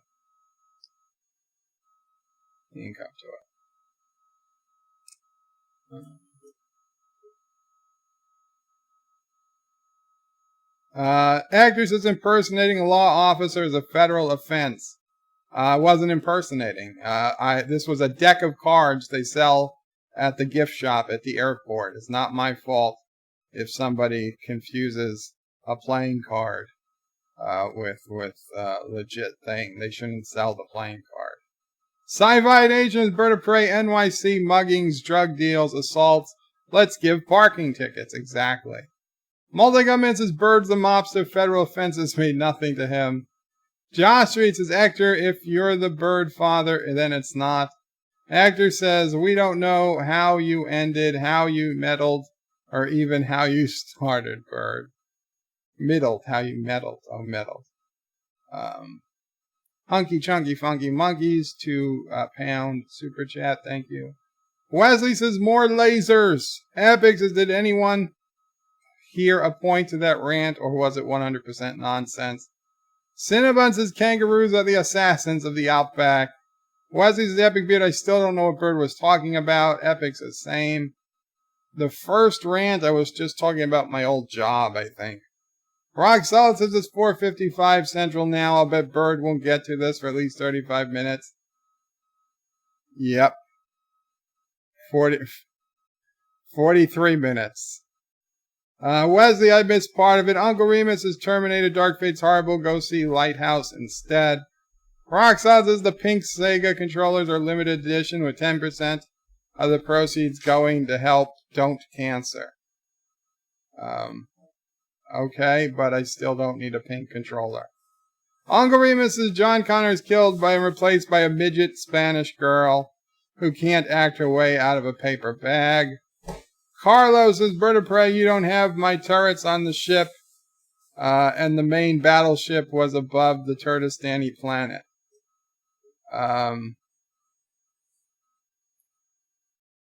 We did the best we could. Azine says, Bird of Prey, I see what you say. Maybe need to limit warp cores too. Yeah, I don't know. Maybe limit warp cores. Though the warp cores aren't working the greatest. Ozzy and F says, Bird of Prey should switch to Star Trek phasers and torpedoes. I didn't know that was an option. Resolute says, screw the shields. Yeah. Hollow says, Bird of Prey, I would limit the amount of warp cores to just 2. But then you could have 2 giant Borg ultimate warp cores. And that would be enough to power the shields through however many lasers you wanted. Wesley says, Bird of Prey are the weaker shields. Are there weaker shields? I don't know. The shields are just as strong as the power you've got going to them. Chris M. Galacting says, Bird of Prey, liar. Mr. Londell says, if you get rid of the shields, get rid of the lasers as well. Make the space battles as realistic as possible. I wouldn't mind that, to be honest. I honestly wouldn't mind that. Go back to just stock. For the most part, stock stuff. Epic concurs on removing shields and lasers. Azine says, yeah, or ditching the shields would work and would force people to create actual ships. If it doesn't have a hull, it doesn't count. Actress says they will use 2 Borg transport Borg cores. Yeah, exactly. Cinnabon says, Vile Mike, I liked your latest review. Is Vile Child reviewing the new or original series for your secret project? Shromore says, Bird of Prey, you only have to get rid of energy shields. You can still use a layer of Turtistanis as a meat shield.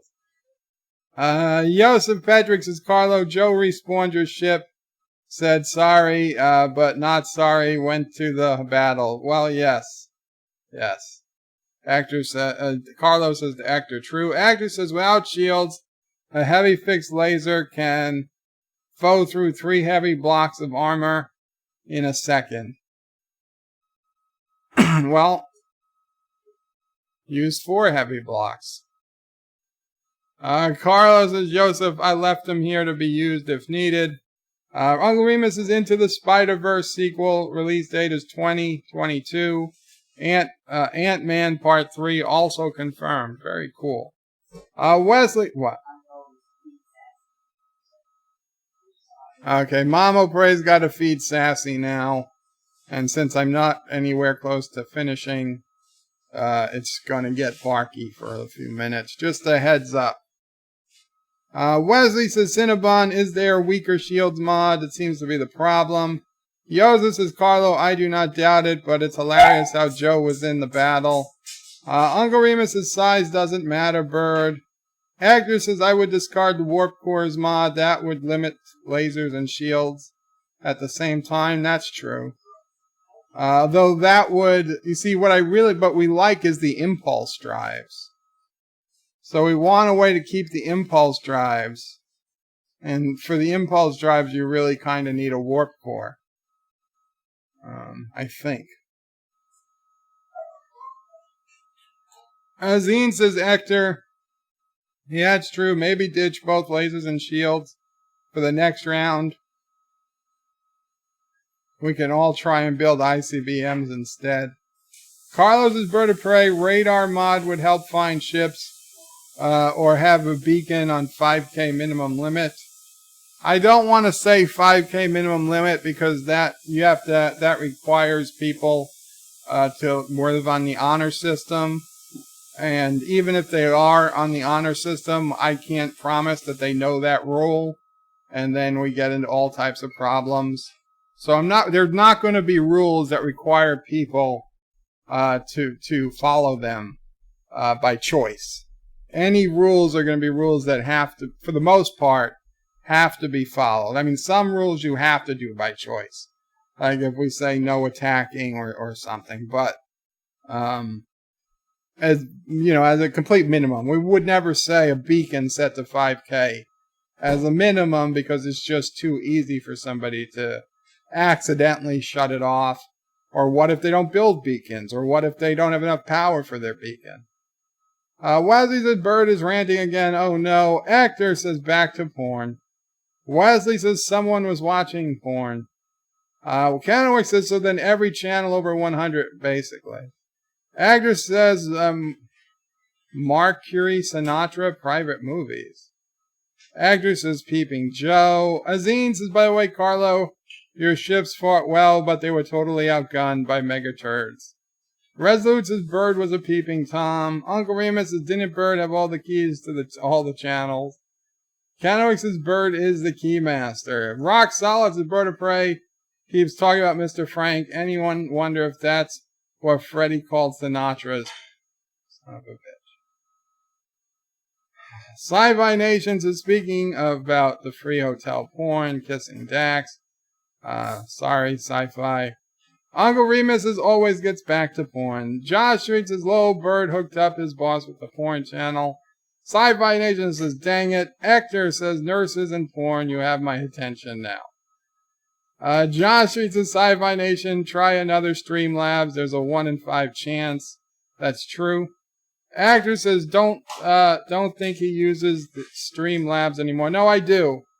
When I'm on a stream like this, where you see the chats on the side, then I'm using Streamlabs. When I'm on StreamYards, where there's the circle in the middle and it's got, things coming out when I talk, it gets, you're seeing like an audio representation of the audio. Graphically, that's StreamYards, and that the Streamlabs doesn't come up on. But when I'm in my Bird of Prey, and you can see the chat on the side, I am using Streamlabs. And when you, obviously people have already used Streamlabs and it's come up. Uncle Remus says, Bird, you left a box of tissues and hand soap. I don't think I did. Uncle Remus says, Bird, I hope you left a box of tissues. Josh Street says, Bird, make an old man happy. That could be taken a few ways. Joseph Patrick says, Ector, I sent him a song request a few minutes ago via Streamlabs. Sean was a Bird of Prey. You probably caused the poor guy to go blind. Actor says, too many comments here. Comes the Skipping Express. Haven't yet, Actor. Uncle Remus says, I love happy endings, just like Bird. No, I think we got a delivery. Okay. I gotta put the camera off so Mama Prey can go towards the door. You're set. You can go. Actor says, yeah, Bird of Prey. Joseph prayed for a song. Epic says, what's the second rant about? I was reading War and Peace. Good book.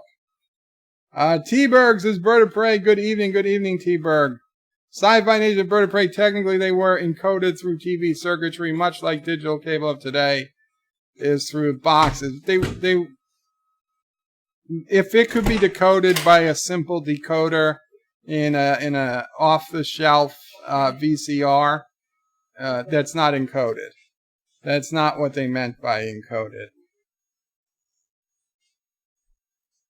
Okay. Uncle Remus says, Bird only watched long enough to tune in the picture. Wesley says, what's Bird talking about? Bird of Prey? I don't even remember. Uncle Remus says, your warranty expired on the Sinatra. That's true. It's crashed. It's done. Wesley's Bird of Prey is Bird and Anti-Trigger. One is a genius. The other's in train. They're YouTube makers. They're Bird and the Anti-Trigger. It's Bird and Anti-Trigger. One's a genius. The other's insane. They're YouTube makers. They're Bird and Anti-Trigger. It needs a little work.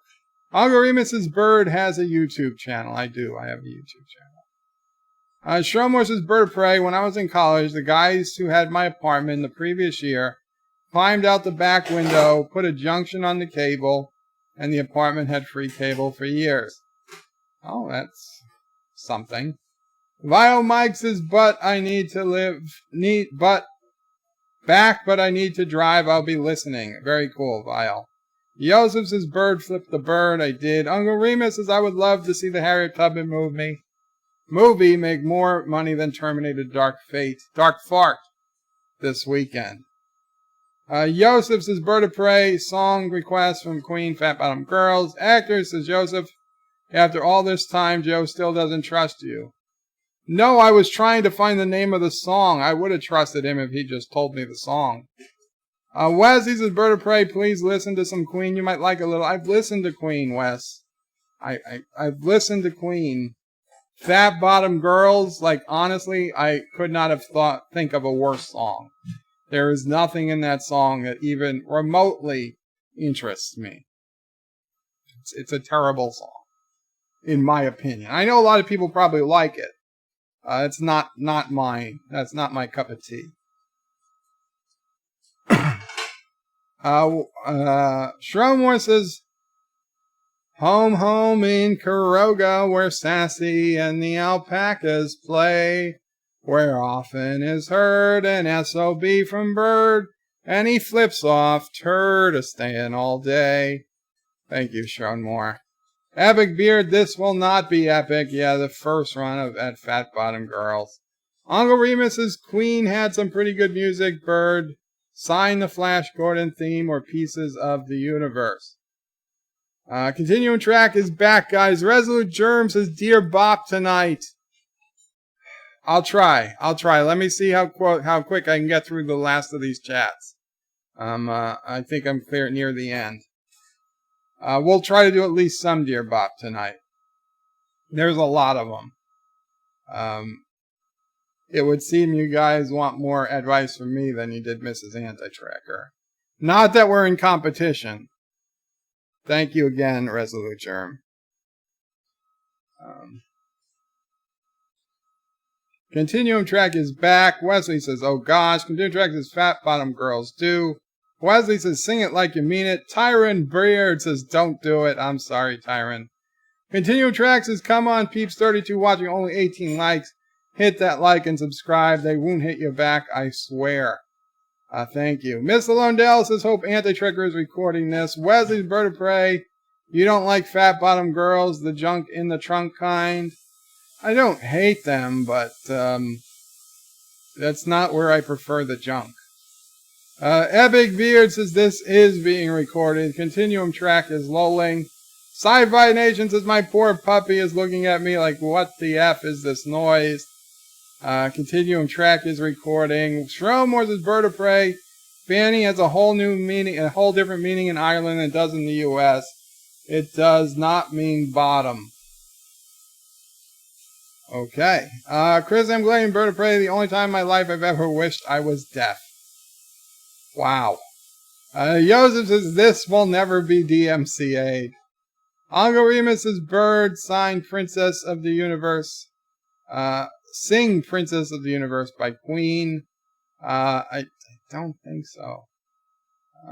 I'll sing songs that I like, out of request, but If it's a song I have zero desire to sing and I've never sang before and I know it's just going to sound like crap, I'm sorry, but that does cost a few dollars.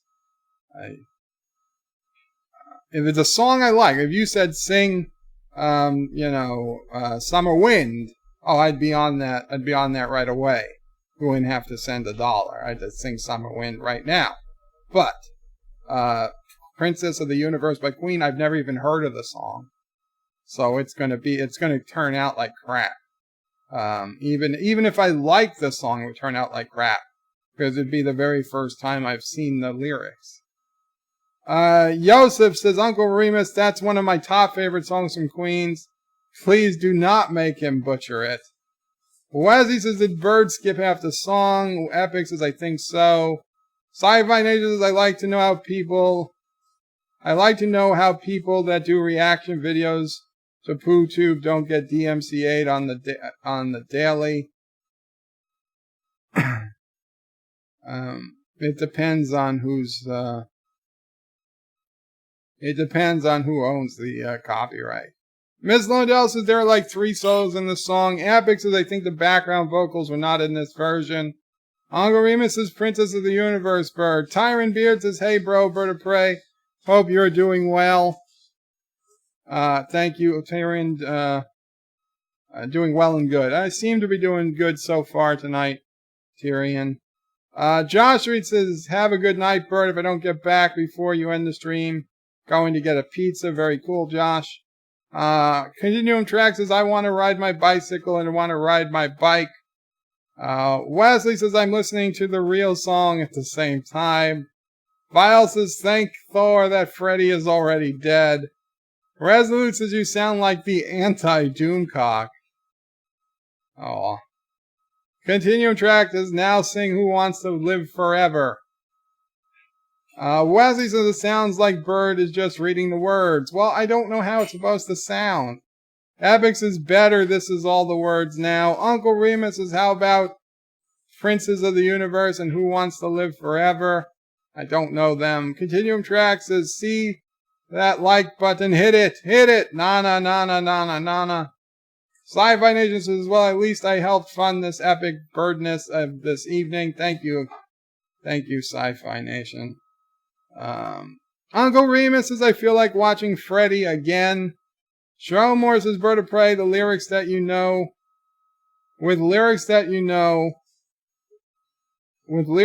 you now know why Frank fell for Freddy and how their love blossomed. Not Ryan Johnson says, this is the revenge Bird is getting on those of us who made fun of Frank Sinatra. Where are we? Sci-Fi Nation says, sing it, sassy. Joseph Patrick says, Bird of Prey, now that's the version worth the money. Hungary says, how about some Meatloaf, Bird? I don't know Meatloaf songs. I'm sorry. Wesley says, the bird is really Freddy. Epic Beard says, Meatloaf, Dashboard Lights. I have no idea. I've never heard of that song. Uncle Remus says, yeah, Bird, Meatloaf songs, please sing. I have literally no idea. I've never ever listened to a Meatloaf song, as far as I know. Wesley says, Bird of Prey, how much for you to sing, Queen? Find me somebody to love. Wes, I would suck at it. I mean, I asked for like $5, but I would suck at it. So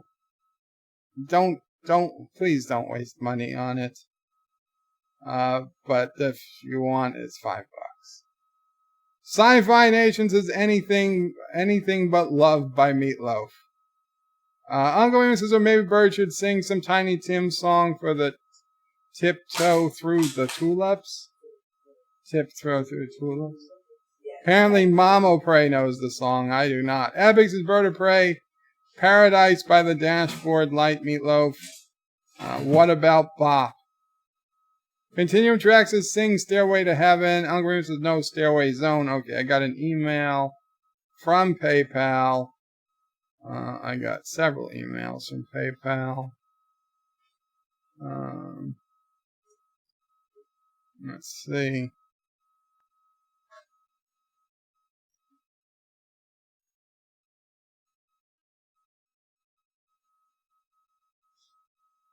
I guess that was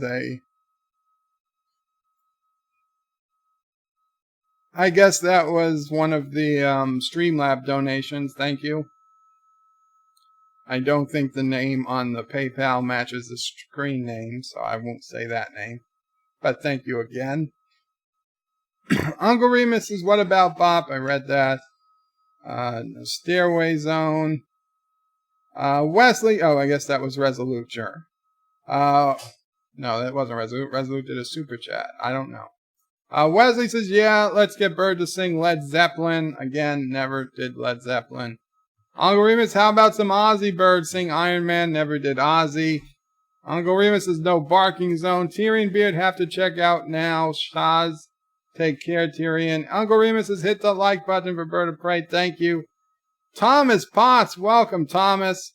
Breaking, Beto dropped out of the presidential race. What a moron.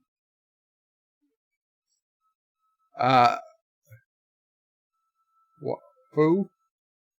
I've heard the name. I don't have a face to go with it. Why is he a moron for dropping out? Mr. Londell says, Beto's gone. Good riddance. Hillary can almost get back in now.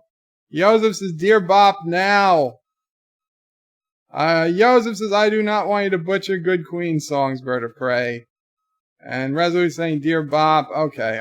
I'm just going to read the App Bird of Prey 5s, and then we'll get to some Dear Bops, and then I'm going to have to end the stream, because I do have to eat dinner. Joseph says, Princess of the Universe is the main theme from Highlander, Bird. I honestly, I've heard of Highlander. I remember seeing it years and years ago. I don't remember anything.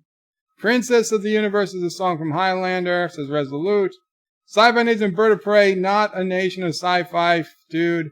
Has some nerve asking about how to escape Karoga. Sounds like a real turd. I agree. Resolute says, pick one, Bird of Prey, Stairway to Heaven, Find Me Some Love, or Anything for Love.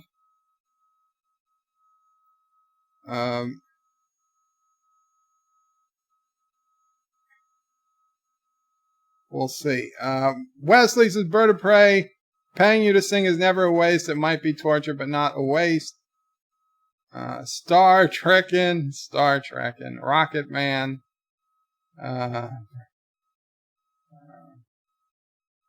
Beto's the stand-on table, guys. Avex says, remember, Bird is not a nerd and most likely never saw Highlander. I saw Highlander, but it was a long, long time ago. Resolute Germ with a $10 super chat says, somebody loves Stairway to Heaven or Anything for Love. Stairway to Heaven it is.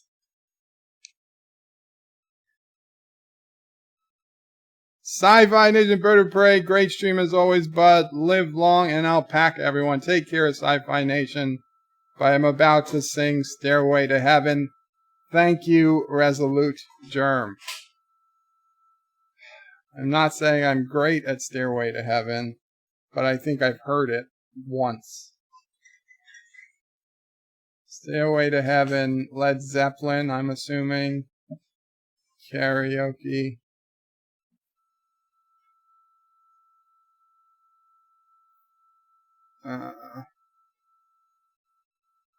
Okay.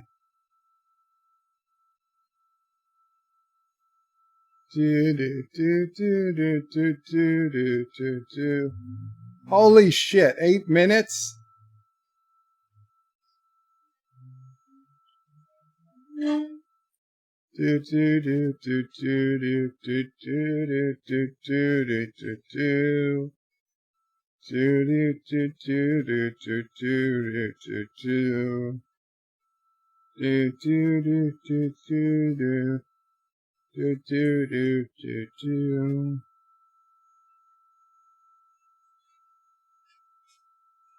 I have to do the karaoke. Resolute paid for it.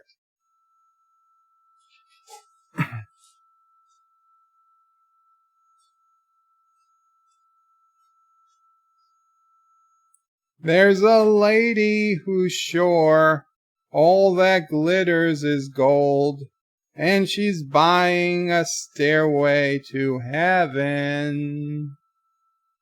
When she gets there, she knows if the stores are all closed, with a word she can get what she came for.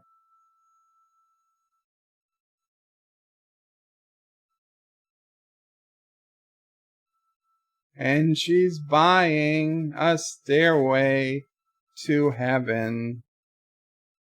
There's a sign on the wall, but she wants to be sure, 'cause you know sometimes words have two meanings.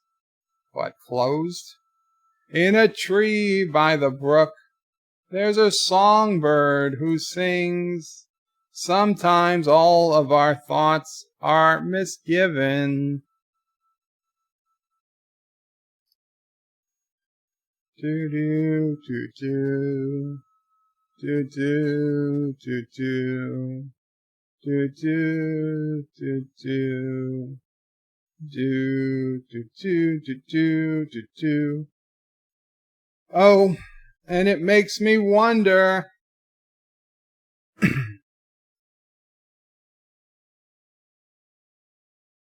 Oh, and it makes me wonder.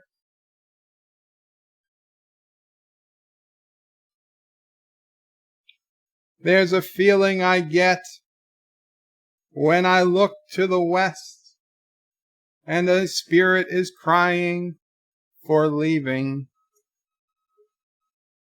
In my thoughts I've seen rings of smoke through the trees, and the voice of those who stand looking.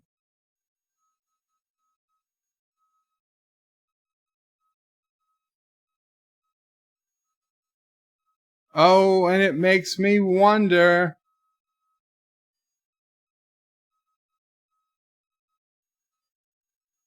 Oh, and it makes me wonder.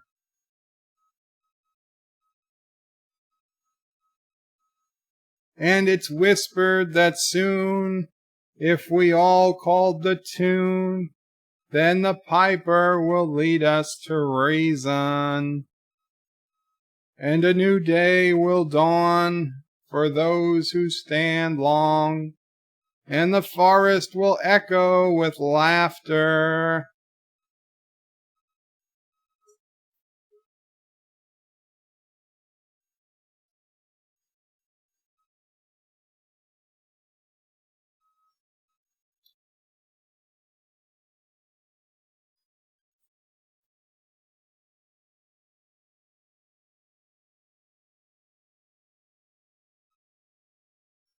Just seems like a big lull.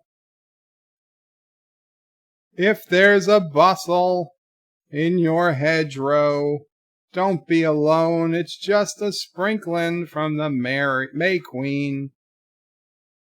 Yes, there are two paths you can go by, but in the long run, there's still time to change your road on.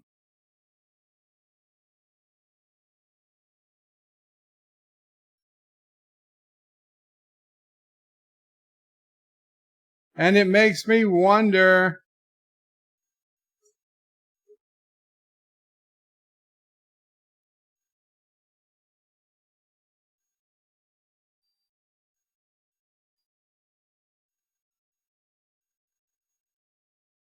Your head is humming, and it won't go in case you don't know.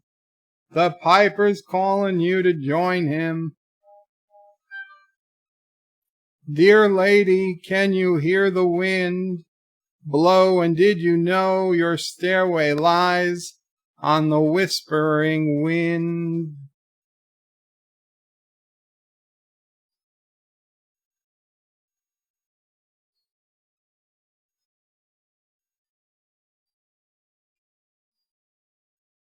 It's putting me to sleep.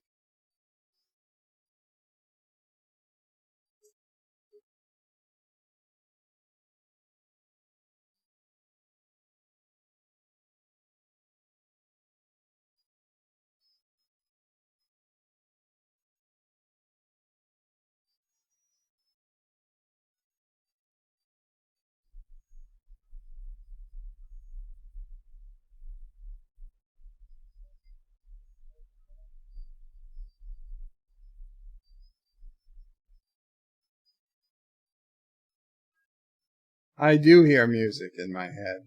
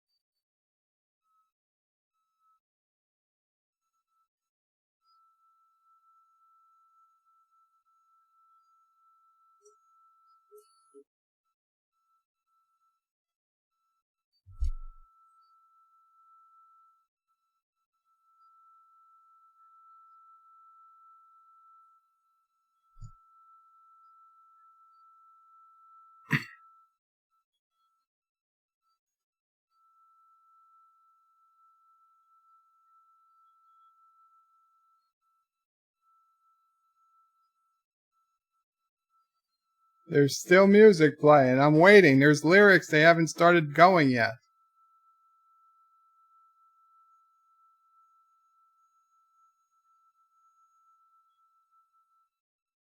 Thank you. Please subscribe. So that was twice as awful as I thought it was going to be. I'm sorry, but that's what there was. I know it sucked. I warned you guys that if it's a song I've never heard of, I don't know what to tell you. Don't know what to tell you. And Thomas Potts sent me a picture of Beto. Means nothing. But thank you, Thomas.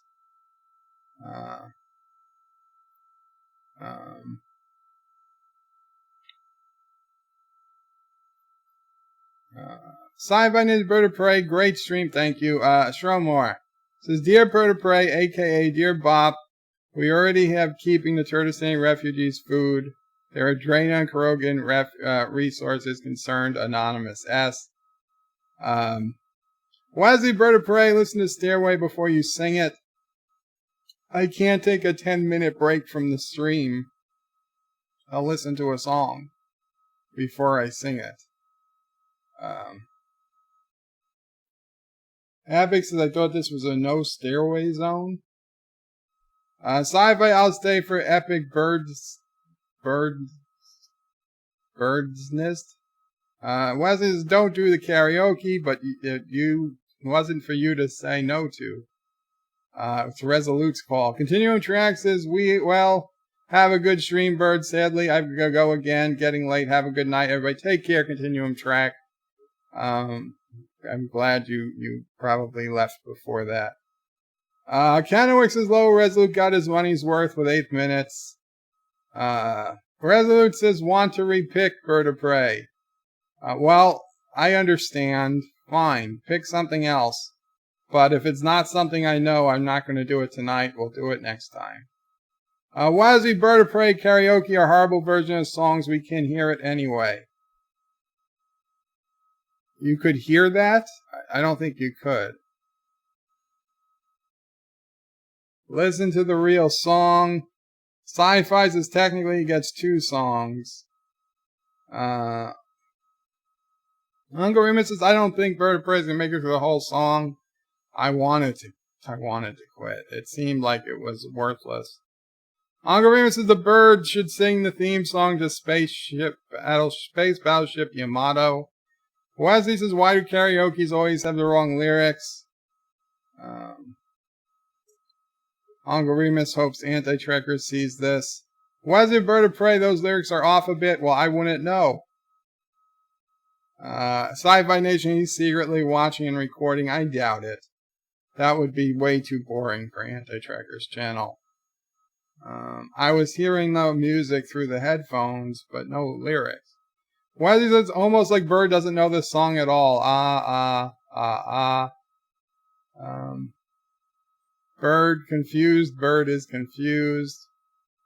It's hard to believe Bird is more familiar with the music of his grandparents than anything considered pop culture, except Star Trek. I'd say my parents, not my grandparents, but sure, I could see that. I don't know what the rest of this song is. That was all she wrote. Wesley, this is why you don't sing the karaoke version. Well, what do you want me to do? Sci-Fi Nation new bird music channel, The Epic Birdness. Resolute says you skipped the last third of the song. I sang what was there, Resolute. I don't know the song. I don't know that I'm missing any part. Next time, if you want me to do a song and you don't want me to skip a piece, you can get me the link to the specific version you want me to sing, and this way there's no issues. That's the best way. Honestly, the best way is to send the request via PayPal, and in the instructions include the link to the song specifically you want me to sing, and if you can send that before my next stream, I will read it and I will practice it once or twice, depending on the song, before I stream it. But if it's during a stream and I get a super chat, I just got to look for the best one I've got. Or you can give me a link and I'll use that link. Now, you did send $10, so if you have another song that's not 8 minutes long that you want me to try my hand at, I will. But I just, for your own sake, I hope it's one that I've heard of before.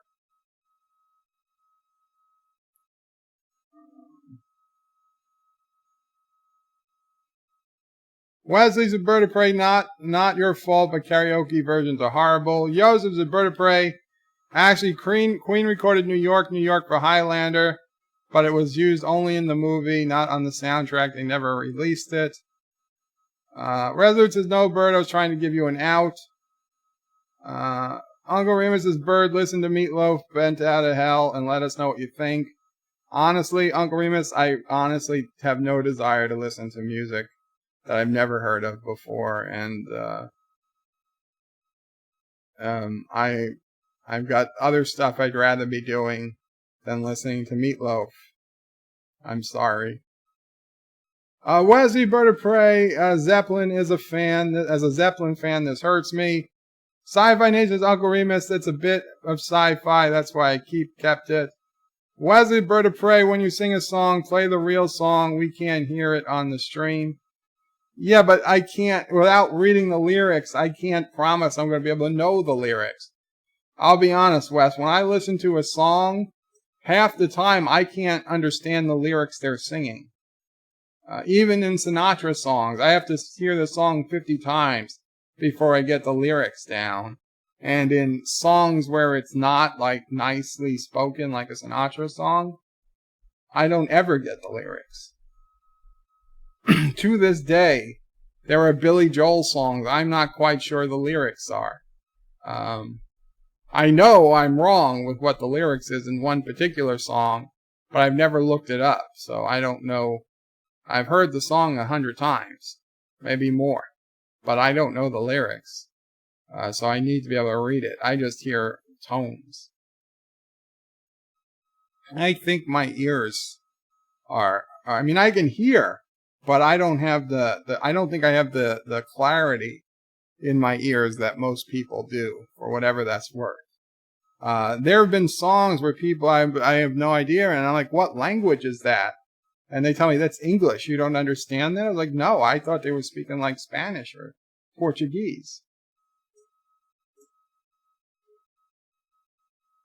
Meatloaf has some great music. Bat Out of Hell 2 was also good. Okay, maybe I'll try. What's one Meatloaf song? What's the best Meatloaf song you think I should try? Bat Out of Hell? Resolute says it's no good if you have time to practice. Well, if you prefer it without me practicing, then I'm happy to accommodate you. I just feel bad. Because I think like I'm not producing what I could have done better. Now, I'm not saying better meaning quality, because let's face it, I'm not going to sing quality. That's not coming. But if I practice it, maybe I can think of a line to throw in here or there. Or at least I get the idea of what the song originally sounded like. I've got, something to go on. When it's a song I've never ever heard sung before, I don't have the slightest idea how things are supposed to be sounding.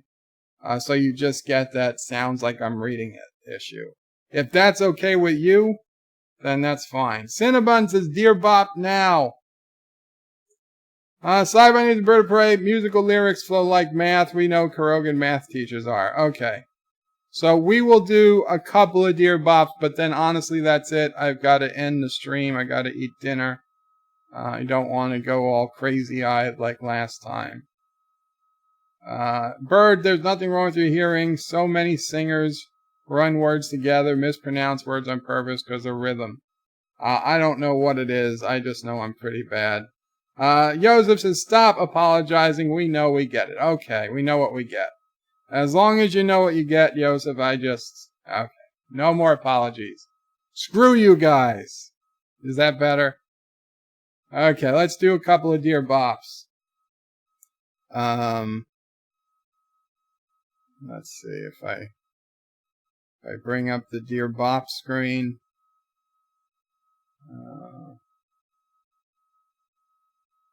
That's not the Dear Bop screen. There we go. There we go. Okay. Dear Bop, and this is going to be, now a couple of them I did last time, but the stream died, so we're going to redo them. Dear Bop, why does everyone love Star Trek Discovery so much? Thank you, the Multi-Gun Man.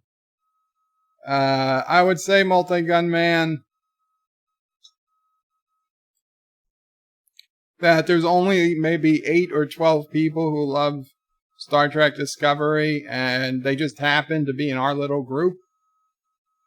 So you get this feeling that there's more of them out there that there are, but there aren't. And like I said last time, there are people who have really weird likes. You know, I mean, some people like things that most people would find disgusting, for romantic partners or for foods, right? You got people who love the taste of insects, which is, I mean, who the hell? I mean, I don't want to eat an insect. I want steak. I want beef. But you got people out there who like kale, right? You got people out there who think they like kale. They've convinced themselves they like kale. Star Trek Discovery fans are basically the kale eaters of the Star Trek universe. They've convinced themselves to like it. Truthfully, listen, you can be friends with somebody who likes kale. You can be friends with someone who likes Star Trek Discovery. Don't worry about it. Don't worry about it. But I don't expect you to eat kale, and I don't expect you to like Star Trek Discovery. Sci-Fi Nation's Bird of Prey, we love you, bud. Thanks for hanging in there for us. You're welcome. Okay, number 2, here, Dear Bop. In reference to the mysterious disappearance of the neighborhood dogs, why are Turdistanis exterminating dogs? Is it because they are evil? What can an honest Kurogan such as myself do about these evil dog exterminating Turdistanis? Thank you, the Multi-Gunman. Well, yes, what we know is that Anti-Tracker, the premier Turdistani, had a dog like 3 weeks ago, and now he doesn't. Anti is just gone. So I'm afraid the Turdistanis may in fact be exterminating dogs. I don't know what we can do about it. We could go to a world war over it. And maybe we should. Because if we let them start with dogs, next they're going to go to people. That's just fact. That's science. That's the way it works. So I think what we'll do is wait for the alpacas to bomb Pearl Harbor, and then we'll attack the Turdistanis, because that just makes sense. That's how strategery works. I learned it in history class. So we will take care of those dog exterminating Turdistanis. Don't worry about it, Multi-Gun Man. Just be sure to buy Kurogan War Bonds. Joseph says, don't talk bad about kale. I might unsub. Thomas is... Excuse me. Thomas at Vertebrae, Anti is leading our rebellion, but don't let Anti-Trekker know. Oh, Auntie the dog is leading the rebellion. I think Auntie might already have been put out. Okay. Dear Bop, I was going to ask you advice about a problem I'm having with my gardener always using leaf blowers during my videos, but it seems you also have not solved this problem, so I'll ask another question. You see, there is this presidential election coming up in a certain country that may or not begin with T. I have been asked to run for president of said nation, as its former leader is a dirty scoundrel traitor who gives away state secrets. So my question. If the multiverse is real, I have it on good authority that it is, and I have it on good authority that it is. Is it just cheating to go to the timeline that I win said election, or should I just rely on that the opposition for president are a traitor and the evil dictator from a rival nation may or may not start with C, and believe that the polls have me set for a 96% landslide victory? Anonymously, Epic Alpaca Kangaroo. Okay, Epic, if I can call you Epic. It is totally not cheating to find your way into the multiverse where you win. I've done it before. There's a book by Scott Adams that tells you ways to do this. People should try it. They should be a last ditch. I mean, you only use this on the big things. The big things. Don't use it all the time. You will get disappointed. But yeah, it's not cheating at all, and you should certainly try it. Because, hey, you owe it to yourself to be in the best multiverse you can be in. So don't worry about it, not cheating. You're all set. You're all good. And don't trust the polls. Hillary Clinton trusted the polls, and look what happened. So you gotta keep fighting till the vote's over. Next says, Dear Bop, I know that you know me, so I will try to stay anonymous. I have a serious problem. Many who know me, including you, think of me as a very manly man. In fact, some have said that all men want to be me, while all women want to be with me. But I am hiding a dark secret. I am secretly in love with Freddie Mercury. Oh, did I mention that I'm dead? So he is here and we live next door to each other in hell. What should I do? Regards, Ghost of Frank. Okay, this is not a joke, people. This is not a joke. I don't give out advice to frickin', what are you, teenagers? Pretending to be calling up the frickin' people on the phone and saying, hey, is your refrigerator running? Then you better go catch it. Are you all Bart Simpson wannabes calling Moe's Bar? No, this is for serious help only. Frank Sinatra is not in hell, and Frank Sinatra is nowhere near Freddie Mercury.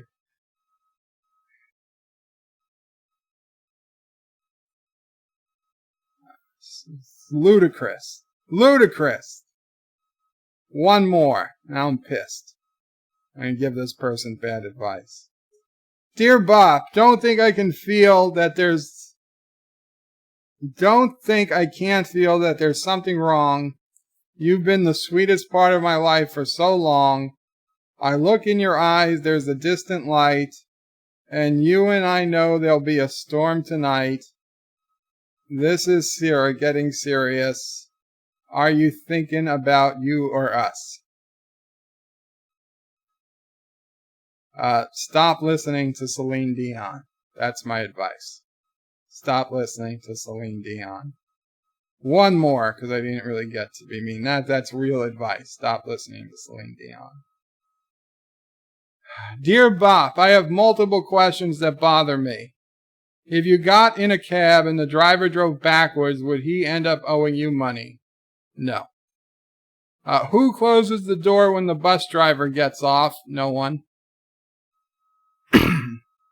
If I melt dry ice, can I take a bath without getting wet? No. No. Dry ice doesn't melt. It trans evaporates or something. It goes right from solid to gas. There's no way of taking a bath with it. And if you did touch it in the bath, it would probably freeze off your parts that dangle off your body. Why is there a light in the fridge but not in the freezer? My freezer's got a light. Maybe your light's broken and you should check the bulb. Check for a bulb in the freezer. When you perform a head count, do Siamese twins count as one or two? There was a little known provision of the U.S. Constitution. Obviously, there was the terrible 3/5 compromise that had to do with slavery in the southern states, but only much less known was the 13/16 compromise of how much a person do Siamese twins count as. So they actually, the first twin counts as a full person. The second twin counts as 13/16 of a person. That was approved. It was back and forth between 13/16 and 15/16. It was decided when Benjamin Franklin won an arm wrestling contest against General George Washington. And so they went with the 13/16, which was Ben Franklin's favorite number. So I would say go with this tradition of American law. It's in the Constitution. It's in the middle somewhere. It's hard to find, but trust me, it's in there. So one twin, first twin counts as one person. The second twin, 13/16. Because they're not quite two people, right? I mean, they're not quite two people. They're almost two people. 13/16 is fair enough. Fair enough. Okay. One more.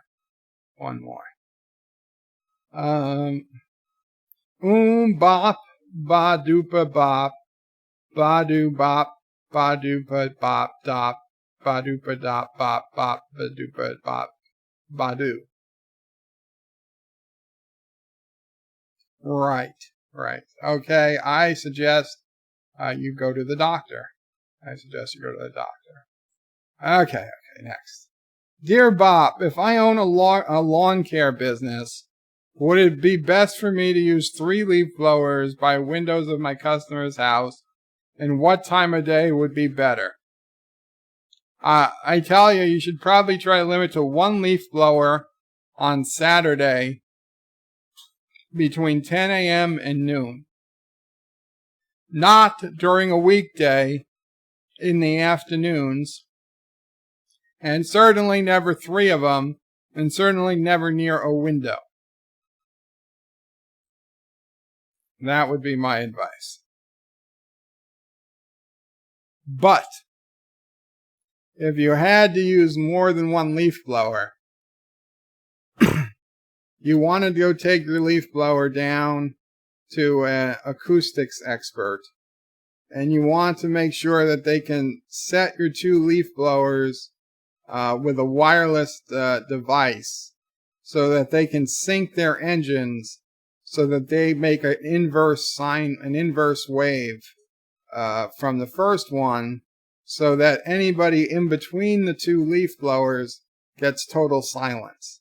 And then you can use your 2 leaf blowers so long as you're both equal distance from the person in the house. This way it's quiet for them. It's actually quieter than a single. It's actually quieter than a single leaf blower if the second leaf blower is making an inverse waveform. Dear Bop, I really like Frank Sinatra, but I have a hard time listening to his music because he was married to Freddie Mercury. What should I do? Sincerely, collecting by M. Chris. Okay, this is what you should do, M. Chris. You should smack yourself across the face 2 or 3 times to beat the stupid out of you.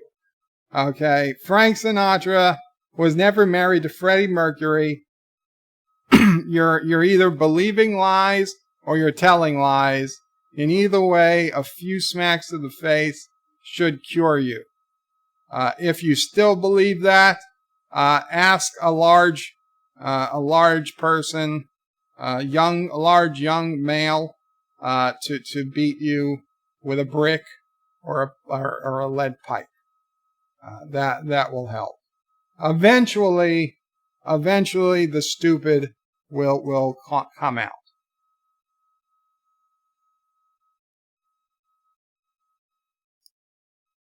Dear Bop, I'm bisexual, currently looking for a partner. Does it mean I'm on standby? Spelt B-I.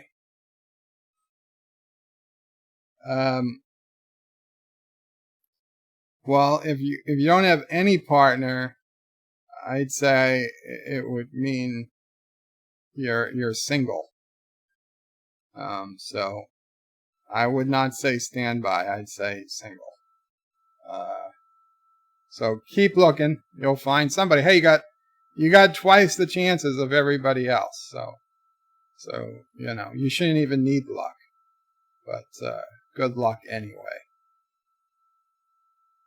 Dear Bop, if you were wrongly put into an insane asylum, how would you convince them that you're actually sane and not just pretending to be sane, asking for a friend? Yours truly, Michael.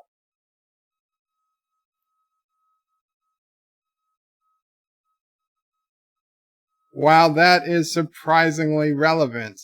And even though that came in on October 30th, I was having a discussion today about this with a certain person in their comment section of their YouTube. If you're wrongly put into an insane asylum, how will you convince them you're actually sane and not just pretending to be sane? You would try to talk to whoever's in charge. Try to explain to them that you're sane, that this was a mistake. I suggest to prove your intelligence, you start tapping out the prime numbers sequence. You make sure you start with 1. If you start with 2, they're going to know you're crazy. So start with 1, 2, 3, 5, 7, 11, 13, 17, 19, and 23. I think you can stop at 23. And that should prove to them that you're both sane and a fairly intelligent creature. One more for tonight. Actually, you know what? One more for tonight. Dear Bop, the maniac in the rocket-powered bed is circling my block. I think he's looking for more victims. I'm afraid to leave the house. What should I do? Signed, Scared in Columbus, Ohio. Well, you should stay in the house. Stay in the house. Don't try to leave. Don't try to do anything. Just stay in the house. And you know what? The maniac in the flying bed. If you put out cookies. If you put out cookies on your lawn or on your porch or something, cookies and milk, the maniac with the flying bed, he might leave presents. He's actually a friend of Santa's, but he visits. He kind of visits the people who haven't been good enough to get a gift from Santa, but haven't been bad enough to deserve punishment from whatever the hell his name is, Qapla or Krampus, whatever. It's just called. He's called So-and-so Joe, and he flies his hospital bed, and he gives so-and-so gifts to so-and-so people. Like, you're not going to get the latest video game, and you're not going to get a hunk of coal, or you're not going to get your face beat in. But you get a nice tie. Of course, that'll be for like a woman. of a guy would probably get, a lightly used pair of socks and, maybe some expired fish, perhaps. Yeah, that's about it. So-and-so Joe. It's something to look forward to. It's not Santa, but if you want something from Santa, be better next year. Every year you got another chance. Every year. Okay, let's read the last few comments that have that bird of prey.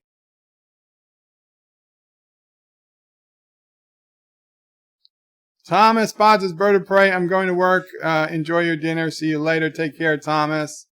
And yeah, Anti-Tracker might be only 30, 40 minutes away. I don't know. Sci-Fi Nation and Bird of Prey. I think I saw an ad for a pseudo sequel to The Shining yesterday. I can't remember the damn name, but it showed that movie in from his point of view as a kid. Sci-Fi Nation. I've never seen The Shining. I don't watch horror movies. Epic Beard says, Bird of Prey seems Streamlabs for next stream. Practice first. Did his Streamlabs come in? I didn't notice. Okay, I will check. Though, Epic Beard, if at all possible, if you could send me what it is you want me to sing on Discord or something, because I'm not 100% sure I can find the comments on Streamlabs. But I'll look. Yosef says, Bird of Prey, thank you for the epic stream. Qapla, Qapla, Yosef. Good night and take care all. Qapla. Qapla.